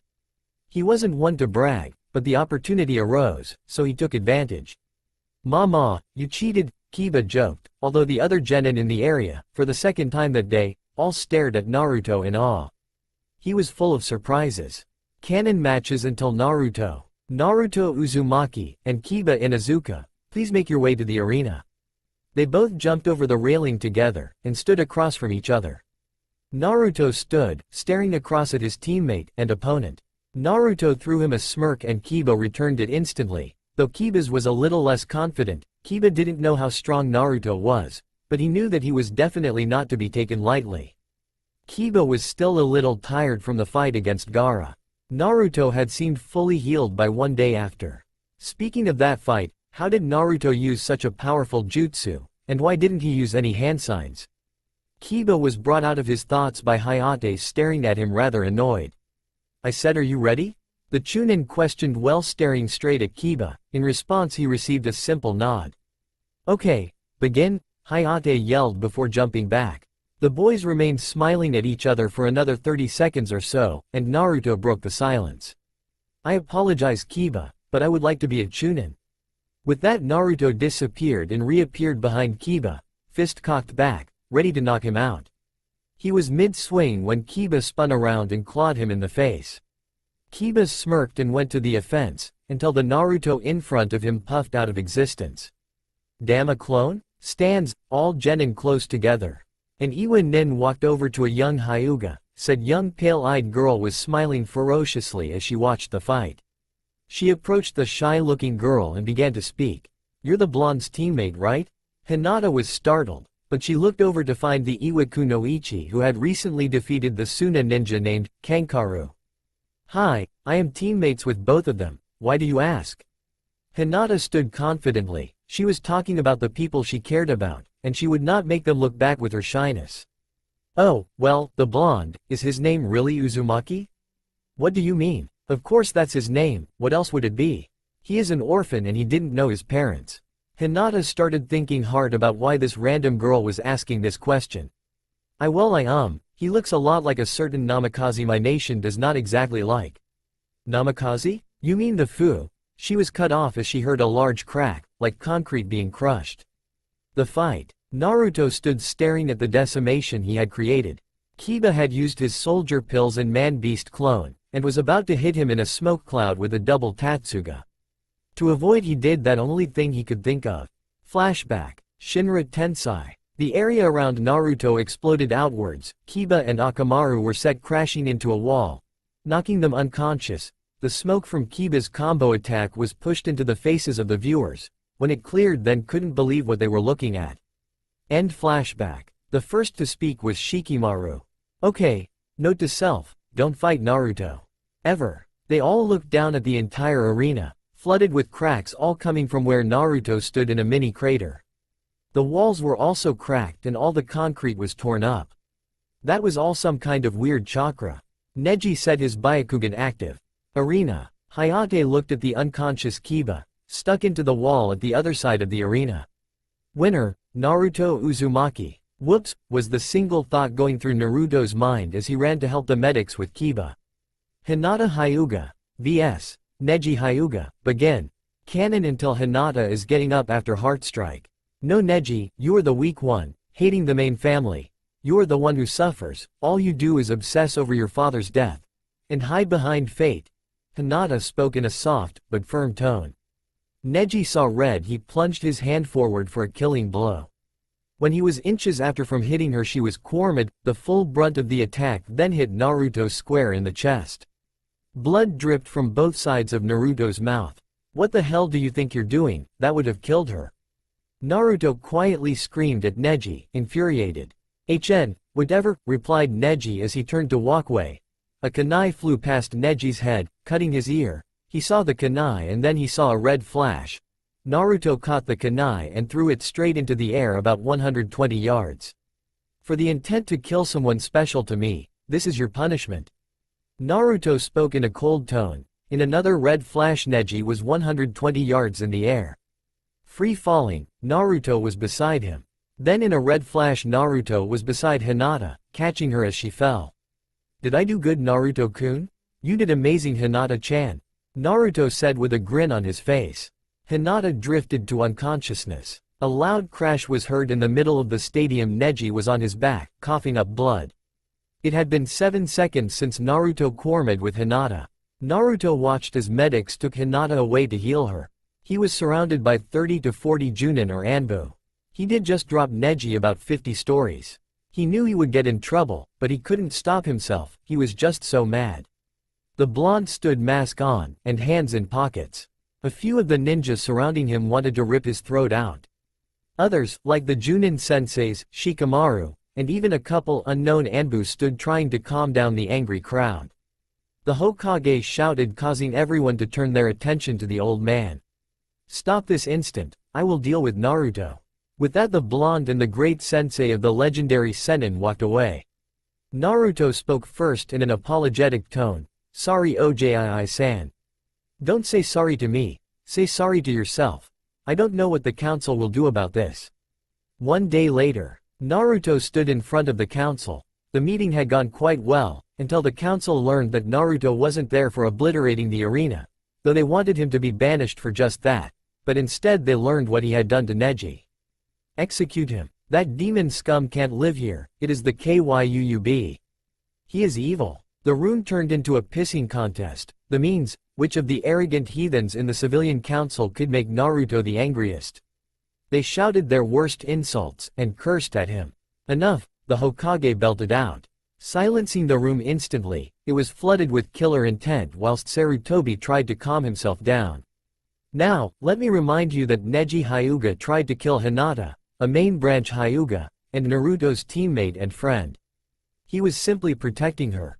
That being said, Neji is also a ninja of the leaf, and he was injured quite badly by Naruto's actions. I suggest we simply disqualify Naruto Uzumaki from the Chunin exams this year. After an outrage and lots of arguing, the decision was made final. Now then, Naruto, do you have anything to say for yourself? Naruto stood, his mask was off and his eyes cold blue. He looked at each of the council members, getting growls and scowls of all sorts. He spoke in an, "I'm better than you" tone. "I can see you're all still too stupid to think clearly. Stop worrying about what I did and try and think about how I did it." With that he pulled out a three-pronged kunai and stabbed it into the council table. Gasps were heard and an old woman, one of the third's old teammates, spoke up. "Where did you steal that from, demon?" Afterwards another councilman spoke up. "Do not try to fool us, demon, your tricks will not work on us." Naruto visibly smirked. He looked at the third Hokage and raised his hand. Blue chakra started to swirl in it, forming a perfect ball of chakra. Gasps were heard and Naruto smiled even brighter. The ninja council, those of which had been mostly quiet until now, all started taking in who Naruto looked like. The same woman, who had questioned where Naruto stole the kunai from, now stood and shouted with fury. "You demon, you broke into our precious Namikaze estate and stole his scroll of Rasengan, and then you stole a Hirashin kunai to try and scare us. How did you destroy the blood seals, you demon brat?" Naruto spoke in a mocking tone, cold, and he slightly seemed to chuckle at the same time. "You can't destroy a blood seal, you fools, especially one made by the fourth Hokage." "Then how?" "I simply had the blood." With that there was a flash of red, and Naruto was gone. The council stared, trying to figure out what had happened. They then broke into discussion. The third clarifying Naruto's words, that he was indeed a Namikaze. 1 week later, Naruto sat beside Hinata's hospital bed. She was asleep. "She looks so cute when she sleeps," Naruto smiled, "she was so peaceful." Seconds later an Anbu walked through the door. "Naruto Namikaze, the council requests your presence, please come with me." Council room. Naruto faced the council, who all had on perfectly straight faces. The Hokage was the first to speak. "Naruto, I have informed the council of your position as the last Namikaze. They would like to each formally apologize for their previous actions." With that around the table each of the civilian council, Hiyashi Hyuga, and Sume Inazaka, all the other council members had nothing to apologize for, and Naruto knew this. He respected them all. After the apology a civilian council spoke. "Now, Namikaze-san, I would like to ask if you could please let us into the Namikaze estate and let the large clans like Uchiha and Hyuga use some of the jutsu." The third went wide-eyed and cursed himself for allowing him to even open his mouth. He then turned his attention to a shaking Naruto. "I see, so that's why you brought me here. So how many of you would like me to give Hyuga and Uchiha access to my father's scrolls?" Naruto asked with a straight face. Every single person that had apologized nodded, acknowledging that that is what they wanted of Naruto. The other ninja clan heads were about to try and apologize for the council's actions when Naruto spoke again. Colder than anyone had ever heard a ninja speak. "I see, how about this? I will give you access to the scrolls when any of the ninja from those clans prove themselves. As for your apologies, I liked you more when you weren't hiding your unquenchable hatred for me.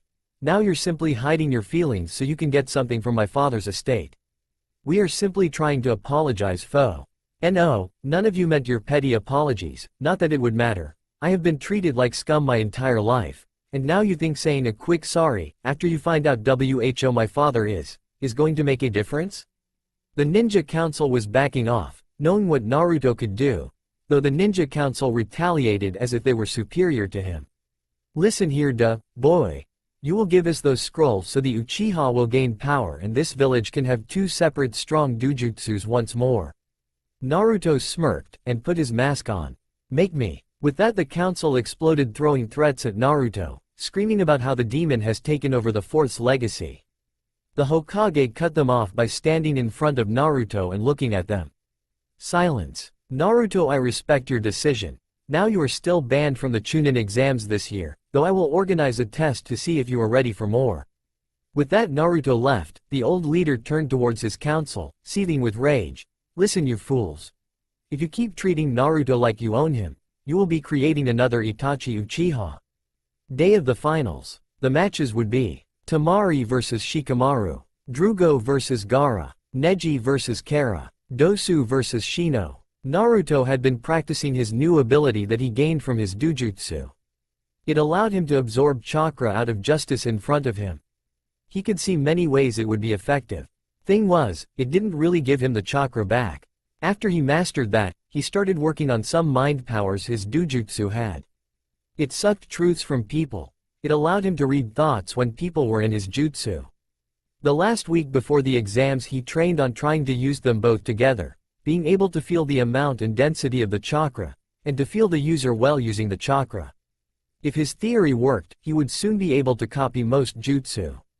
The Jinchuriki was walking with his team to the tournament. Hinata was going through a rough time until Tsunade showed up, and healed her fully. News got out fast about the newfound Namikaze, and Tsunade was forced to go with Jiraiya back to the village, something about Orochimaru cursed sealing the last Uchiha. Anyways, they were now both there, in the cage box, as Sarutobi security.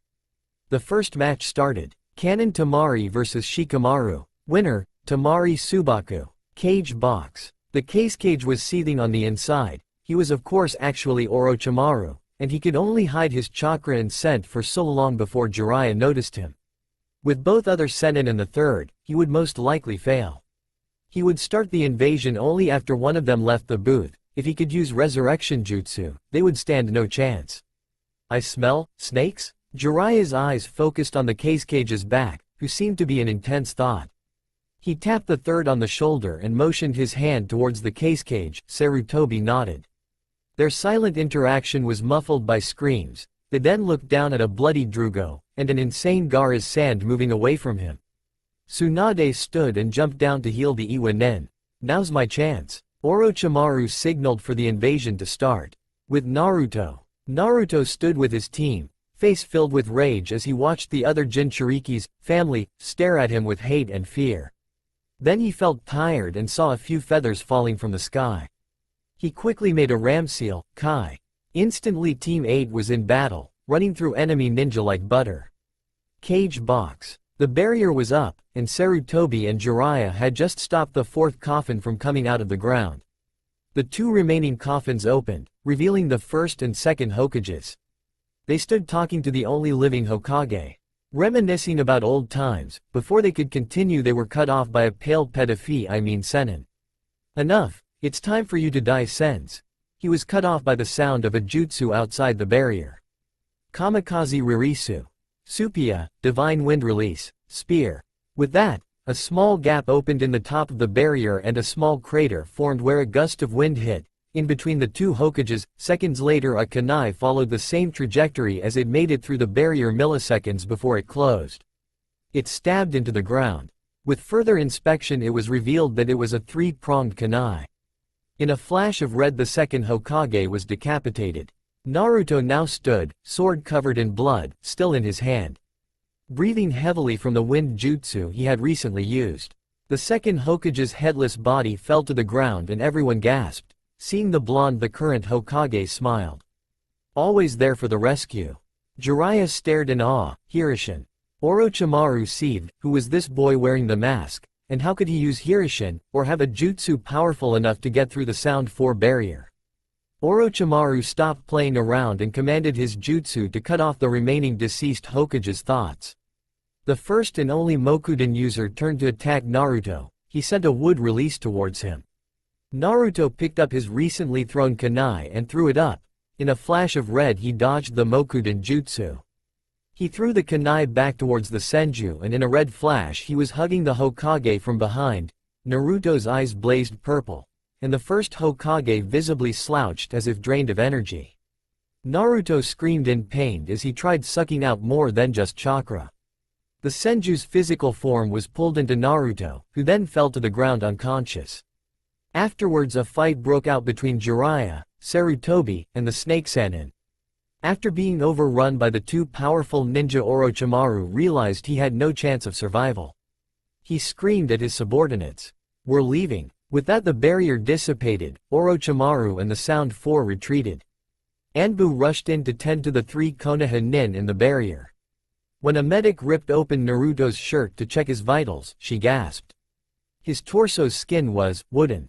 Tsunade started heading back to Konoha limping, leaving the beaten bodies of three Suna genin behind her. The redhead had turned into Shukaku and the Sannin was forced to bring him down. She them all alive of course, she didn't want to risk seeing their blood. She carried a pink-haired Kunoichi and the last Uchiha on her shoulders. When she arrived at the hospital she was bombarded with alarming news and injuries, but she headed right for where Jiraiya told her to go. When she opened the door to the room she saw a blonde-haired boy, with a wooden chest. He had 3 prominent whisker marks on his face. He was laying in the hospital bed with 3 other ninjas, she assumed they were his team. What happened? Tsunade asked as she started running diagnostics on the boy. Jiraiya walked in behind her and answered the question that the other 3 ninja didn't know the answer to. Orochimaru attacked me and sensei in that barrier. He summoned your grandpa and great uncle to fight us. When they were about to attack, Naruto broke through the barrier and killed the second. He then used Hirishin to get behind the first. He somehow sucked out the chakra of the senju, but when he seemed to get all of it he didn't stop, and he sucked the entire body of the first Hokage into his chest. He then passed out. That was 1 hour ago. Tsunade just stood stunned. This genin killed 2 of the most powerful ninja in existence, using one of the most powerful jutsu in existence. He really was his son. So this is Naruto Namikaze? Kurenai, Hinata, and Kiba all loudly gasped at the new information. Naruto was the 4th son? That did seem to explain a lot. Yes, this is Naruto, but he goes by his mother's name. So, will he be okay? Yes, he will. Give him time to rest, and then we can see if he gained anything but a brown chest by sucking in my grandpa. Day after invasion. The invasion failed horribly, with about 750 Naruto clones running around obliterating any sand or sound ninja they saw, and no Jinchuritsuki to help the invasion along. They basically were just overskilled and numbered. Not to mention the hundreds of sound ninja that had attacked Naruto's for them to just cause an explosion the size of 10 exploding tags when hit.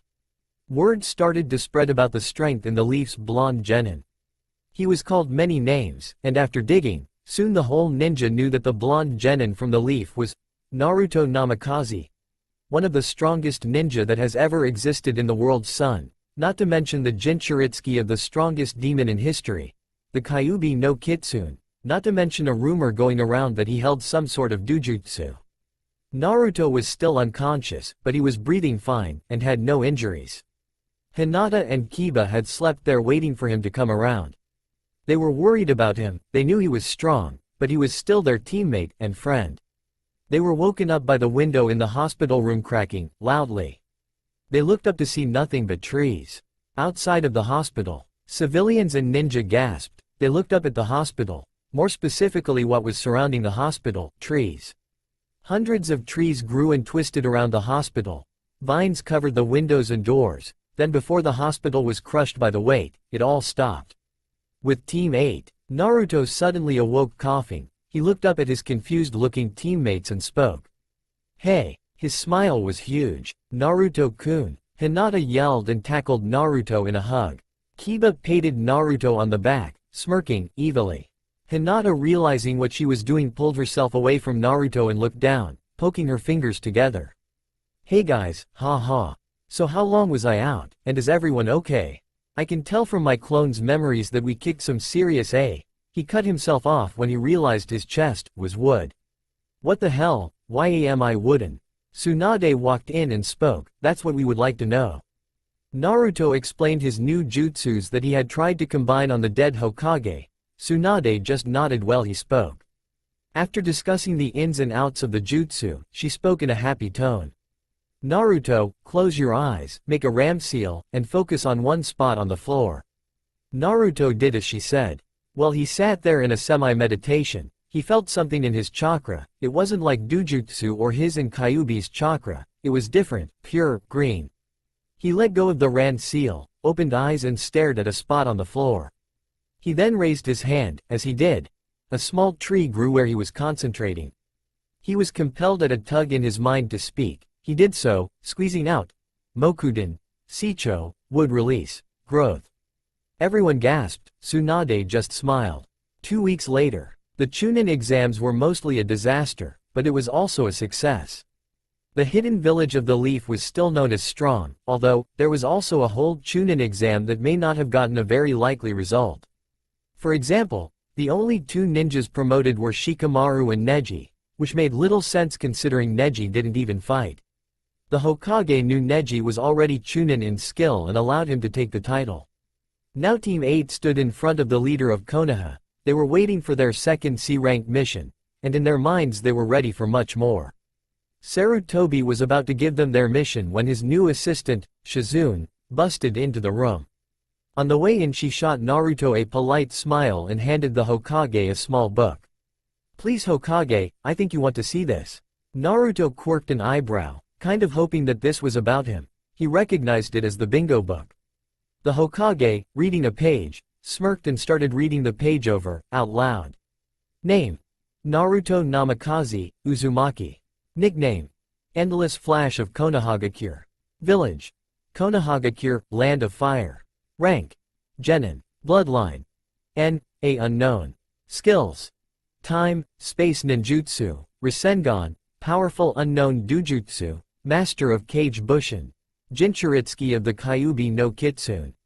Wind Affinity. Specializes in Kenjutsu, Taijutsu, Ninjutsu, Kinjutsu. Defeated. First Hokage Resurrection. Second Hokage Resurrection. Other. Single-handedly created enough clones to kill an estimated 1,200 sand ninja in the invasion of Konoha. Class: S-rank Leaf Shinobi, kill on sight. Bounty: Iwa equals 100 million Ryu. Otto equals 50 million Ryu. Sunet 20 million Ryu. Grass 10 million Ryu. Kumo 10 million Ryu. Everyone stared at Naruto, who had an impossibly large smile on his face. Kurenai gaped at what she was just told. The other 2 genin in the room were also quite surprised, impressed at their teammate. Well then, your mission will be high C rank. You're to go to the village outside Konoha about 20 miles north, and defeat a group of bandits that has been terrorizing the village. You are to leave in 1 hour, dismissed. The next day, Team 8 arrived in the small village. On the way they ran into little problems. Only one small group of bandits that, in a flash of red, died quite speedily. Kurenai knocked on the client's door. When it opened, a young man with a sword on his back stood. When he spoke it was in a confident tone. Dad, it's the ninja you ordered.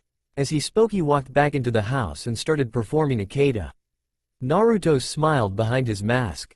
After talking over the mission details with Team 8, they all sat down at a table for dinner. The client was an older man named Kazu. His son was named Suze. Kazu's wife was named Kathy. She was originally from Iwa. She was much younger than Kazu and was attractive for a 35-year-old. As the ninja ate they made small talk and discussed the mission more. Suze then spoke, for the first time since he answered the door.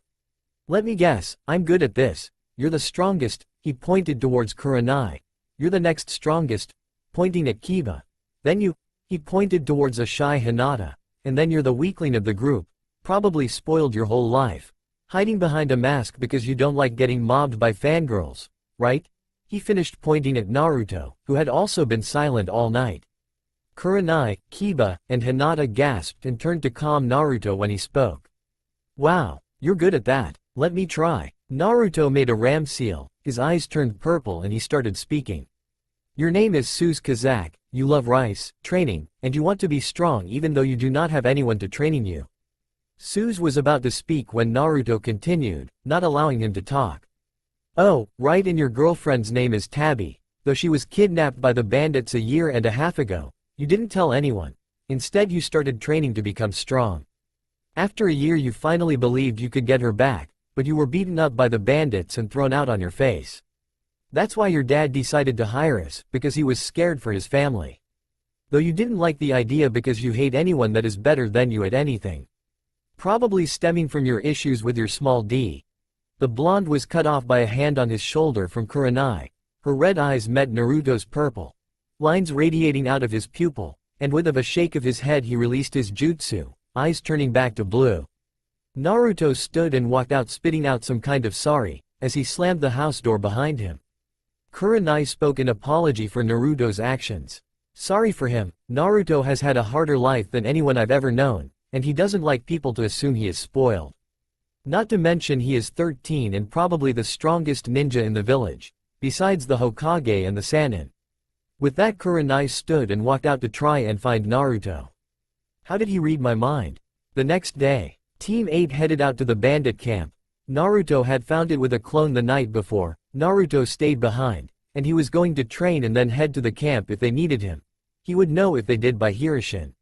When the team of 3 arrived they scouted. The camp held about 50 bandits, maybe 3 genin-level ninja, along with 1 chunin. Their plan was to lure out the ninja and then Kurenai would deal with them whilst Hinata and Kiba dealt with the bandits. With a hand motion they charged in.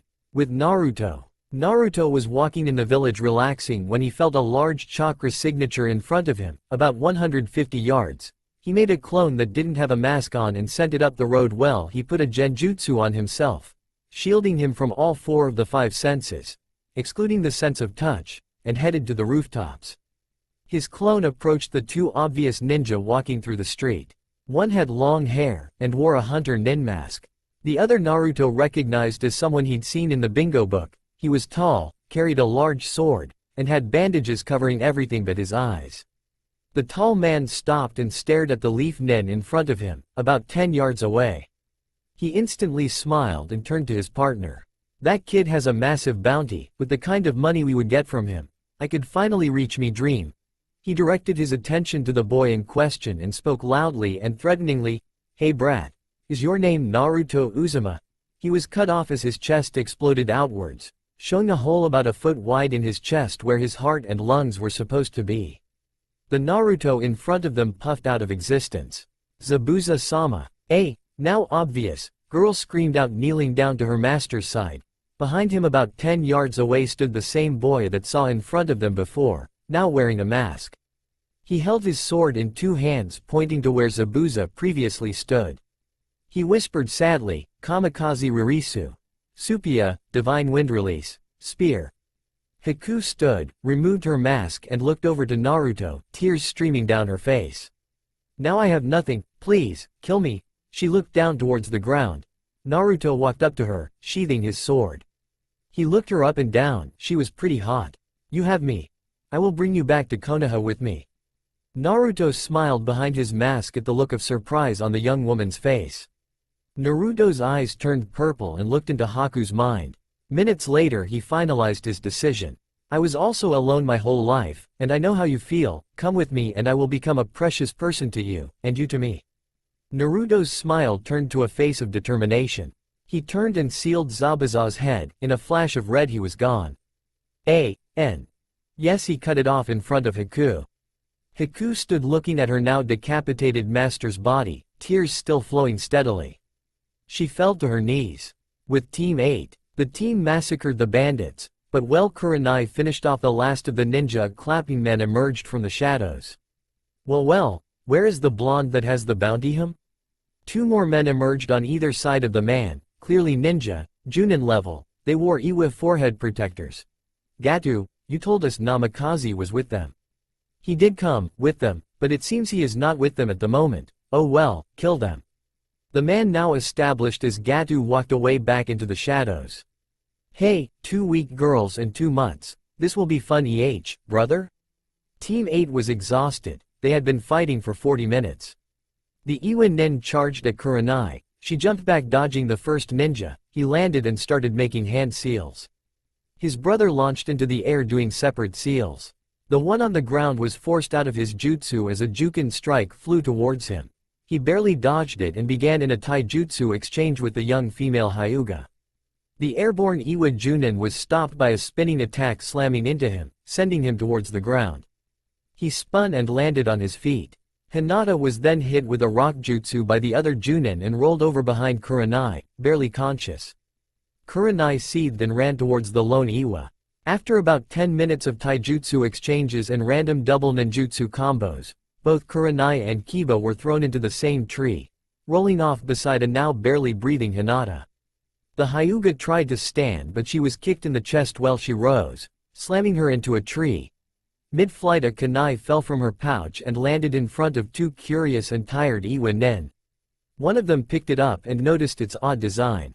The other nen noticed what it was, but couldn't stop the stone nen as he threw it towards Hinata. There was a red flash and the kunai was caught 2 inches from Hinata. A blonde, masked ninja stood looking at his downed team. "En no Naruto-kun. I'll run there after you," Hinata squeezed out. She then coughed up a large amount of blood and fell back down to the ground, staring up at Naruto. A tear fell from her eye. Naruto looked back at the enemies in front of him. Their laughing and talks about how they were going to be rich instantly stopped as they felt their bodies lock up. They looked back at Naruto to see purple eyes, with one red slit running through each of them. The blonde slowly raised his hand and grabbed the hilt of his sword. He slowly unsheathed it. As he did, the 2 Iwa nin were pinned in their positions and then raised off the ground by wood coming from the earth. Naruto pointed his sword to the terrified Iwa nin on the right. With a flick of his wrist, wind rushed around the area. Trees all around the area fell to the ground, cut clean through by shears of wind. The stone nin's heads fell from their bodies, and rolled up to Naruto. He then made multiple clones, sealed the heads, with the forehead protectors still on, and headed back towards the village. His teammates were carried by 3 clones. 1 week later, Naruto and his team were on their way back from their completed mission. They were only a few minutes from the village. On the mission, when Naruto carried his team back, he found Haku dead, lying beside Zabuza. A poisoned senbon extending out from her neck. After the team explained the mission's details to the Hokage, the rank was up to an A rank, and Naruto received an extra 25 million ryu for the head of Zabuza. He really didn't need the money, but he decided he would find something to do with it. After the whole team had a congratulatory lunch, Naruto paid. They headed back towards their training ground when they ran into 2 tall figures in dark cloaks, with red clouds on them. Kurenai spit one of their names at them, Uchiha, Itachi. "Naruto Uzumaki, you are coming with us." Naruto reached out and grabbed his 2 genin teammates, and with a red flash he remained well, they were nowhere to be seen. At Hokage Tower, Hinata and Kiba screamed at the Hokage, Team 7 in the room, "Naruto, trouble, Itachi, help." With that, Sasuke and Kakashi disappeared from the room, along with 2 teams of Anbu. Naruto stood. In front of him stood 2 of the most powerful ninjas he had ever seen. Both S-class criminals. "So, 2 S-class criminals versus a genin, huh?" Naruto asked in a mocking tone. "I don't know if you've been paying attention, but you're an S-class ninja as well, Gaki." A large blue man spoke in a deep voice. "Well, if you're done pissing your pants at my greatness, you can come at me." Naruto smirked under his mask. He knew his backup was closing in fast. He knew he couldn't beat Itachi, but maybe he could stomp another of the 7 great swordsmen of the mist. Kisame shot off in a fit of rage. He raised his sword and swung down towards Naruto, who used his opponent's underestimation to his advantage. Instead of blocking or dodging, he raised one hand, and in his other he formed a Rasengan. Then he spoke commandingly, "Chibaku Tensai." Kisame's attack was thrown off as he was pulled closer to the boy. It made him completely open to an attack. Naruto thrust his other hand forward, smashing the Rasengan straight into Kisame's stomach. As the blue ball of chakra hit, it expanded and Naruto spoke again. "Odama Raassengann." Pumping more chakra into the attack, Kisame was blasted back about 40 yards, flying by his teammate and smashing into a tree. "Motherfuck, that hurt." Inside, Kisame thought about what happened. Isn't that one of Pain's abilities? "So you can use the God Realm? I guess it makes sense, you are an Uzumaki. It seems that it puts a lot of pressure on your young body though." These statements were made by the still immobile Itachi Uchiha, who seemed both intrigued and impressed by the blonde. Itachi's eyes changed to that of the Mangekyo Sharingan as he stared into the blonde's eyes. "Time for you to come with us, Naruto." Then, nothing happened. Naruto just smirked back at Itachi. How am I not affecting high weight, Kisame? Itachi yelled at his still injured partner, but he was too late. The shark man was already bound to the tree by some thick branches, and a voice was heard. Kamikaze Ririsu. Supia, divine wind release, spear. Kisami's chest exploded, he fell forward, dead before he made contact with the ground. Behind him revealed a very tired-looking Naruto with a smirk on his face. The Naruto in front of Itachi turned into a puff of smoke, revealing it to be a shadow clone. You switched yourself with a clone. You've been after taking one of us out and delaying until backup gets here this whole time. Clever, it seems we underestimated you.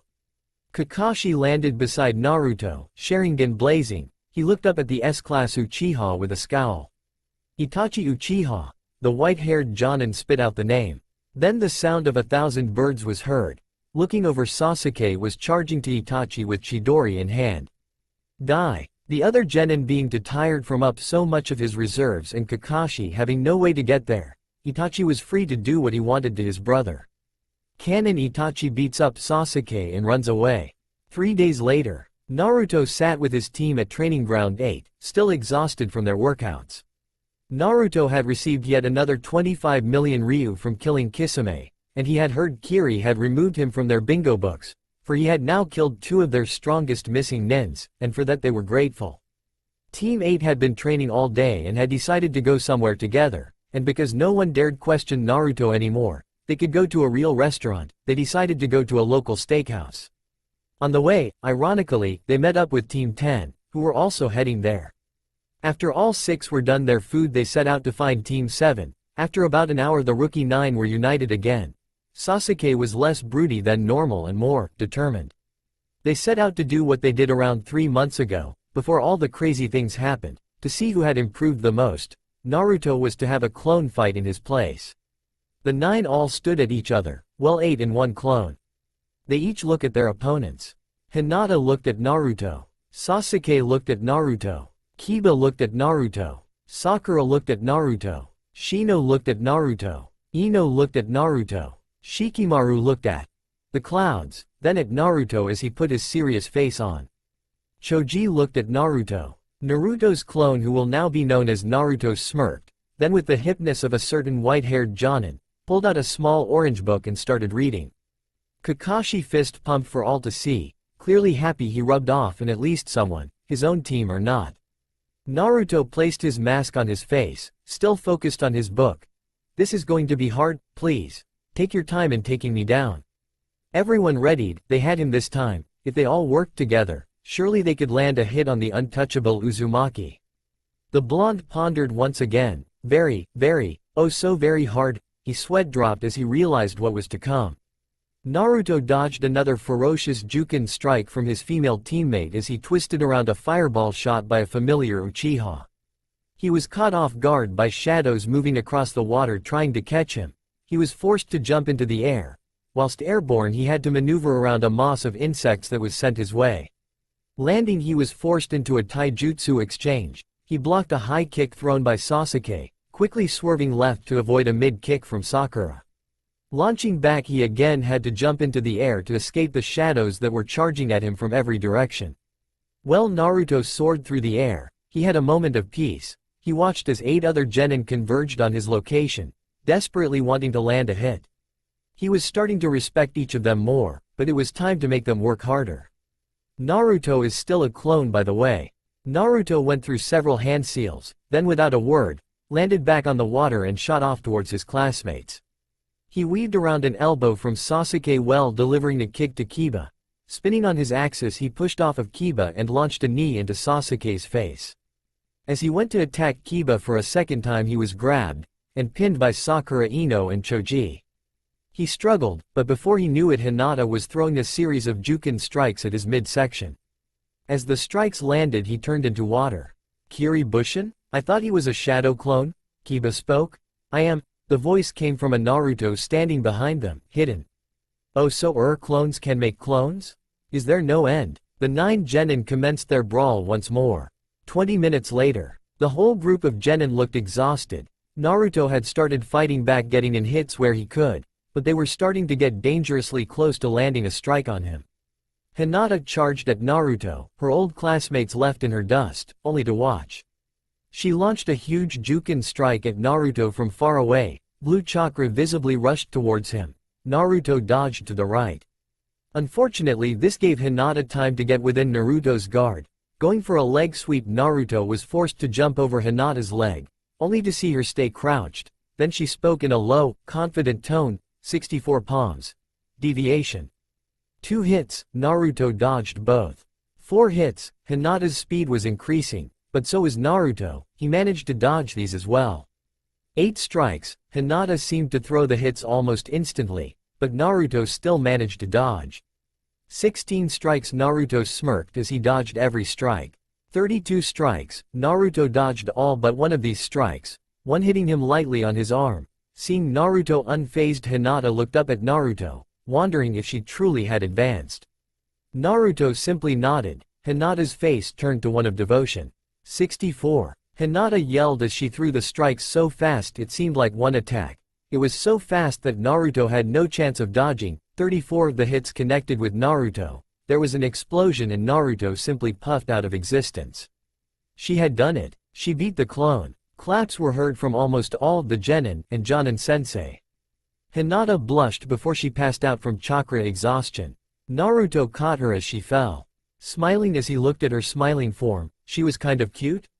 3 days later, the genin squads were all starting to get along. Sasuke was still a brooder, but he at least would sometimes smile, and seemed to want to socialize more than he used to. Naruto was training with his team before their mission that day. They were to do a C-ranked patrol mission again. Possibly high C. I'm starting to love this place, again, Naruto thought as he stared out into the forest. In front of him his teammates sparring against each other, as they often do. As he was taking out of his thoughts, he noticed an emo-looking boy sit beside him. Naruto, I would like you to help me get stronger. Sasuke looked into Naruto's eyes. He wasn't demanding, he was simply stating what he wanted. Naruto was taken back. He knew that Sasuke had probably wanted his help, but to actually ask like this, it made him respect Sasuke more. Okay Sasuke, I'm going on a C-ranked mission. I'll be back in 2 weeks, how about you take these? Naruto took out a few jutsu scrolls, labeled, Kiri, and, Iwa. You have 2 elemental affinities, making you excel at fire and lighting, but you lack other jutsu. Why don't you learn these while I'm gone, and we can train together? Naruto could have swore he actually saw Sasuke's face a surprised one, but it was quickly hacked to his not caring demeanor. Taking the scrolls, Sasuke walked away, back to training ground 7, throwing a wave over his shoulder. 1 week later, Naruto and his team dashed through the forest. Border patrol had been quite easy so far. They had only ran into one group of bandits so far, who were dealt with swiftly. Naruto was really starting to bond with his teammates, they were definitely precious to him. Hearing some commotion through the forest around the Iwa border, Team 8 stopped. Hinata? Kurenai looked at Hinata with a nod. Yes, Byakugan, it's 5 men, ninjas, it looks as though it's some kind of 3v2. I cannot distinguish their village from this far. Let's go check it out.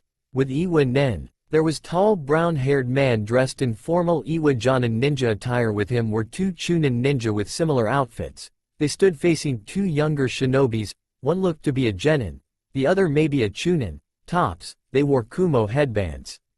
The large Iwa Jonin spoke. Listen, you told us you had information on the Endless Flash, now tell us.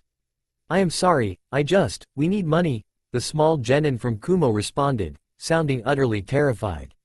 That's enough, you're dead, you're both dead. The jonin reached into his pouch to grab a kunai. Looking for me? A young genin stood beside the scared Kumo ninjas, mask on face, blonde hair blowing in the wind. Noticing the jonin confused, the blonde asked again. Hey, dumbass, I said, are you looking for me? The Endless Flash, I could use 100 million Ryu, get him. With that, the team of ninjas jumped towards Naruto, who started weaving around attacks like Naruto does. With Team 8, Kurenai, Hinata, and Kiba watched as Naruto confronted the Iwa nins. He had asked them to let him deal with this himself. He's never liked Iwa for some reason. Team 8 watched, ready to attack anyone who dared interfere with their partners 1v3. With Naruto, this all you got pussy. Naruto spat at the clumsy Iwa nen as they tried to attack him. "I'll kill you, you phony, you're nowhere near as good as you." The man was cut off by some massive ki. Naruto whispered, "Shinra Tensei." A small push outwards and the Iwa nen were all simply nudged backwards, knocking them off balance. As they regained composure, Naruto jumped into the air and threw one kunai straight down. It was not an ordinary kunai. Before it hit the ground he muttered the word, "Kage kunai bushin no jutsu." As he did, one kunai turned to 25 and scattered the area. Three-pronged kunai lay in the ground all around the Iwa nen. 3. Naruto spoke as he raised his right hand. 2. The Iwa nens panicked as a blue ball of chakra started spinning in Naruto's hand, but they had no time to move. 1. Naruto disappeared in a red flash. Holes and explosions of blood were created in place of the Iwa nens. "You lose." Naruto's eyes changed from red to blue as he collected his one real three-pronged kunai and made his way back to the team. 4 days later, Team 8 was back at the village, and reports were starting to flood in that possible assassination attempts were to be made on one Uzumaki Naruto.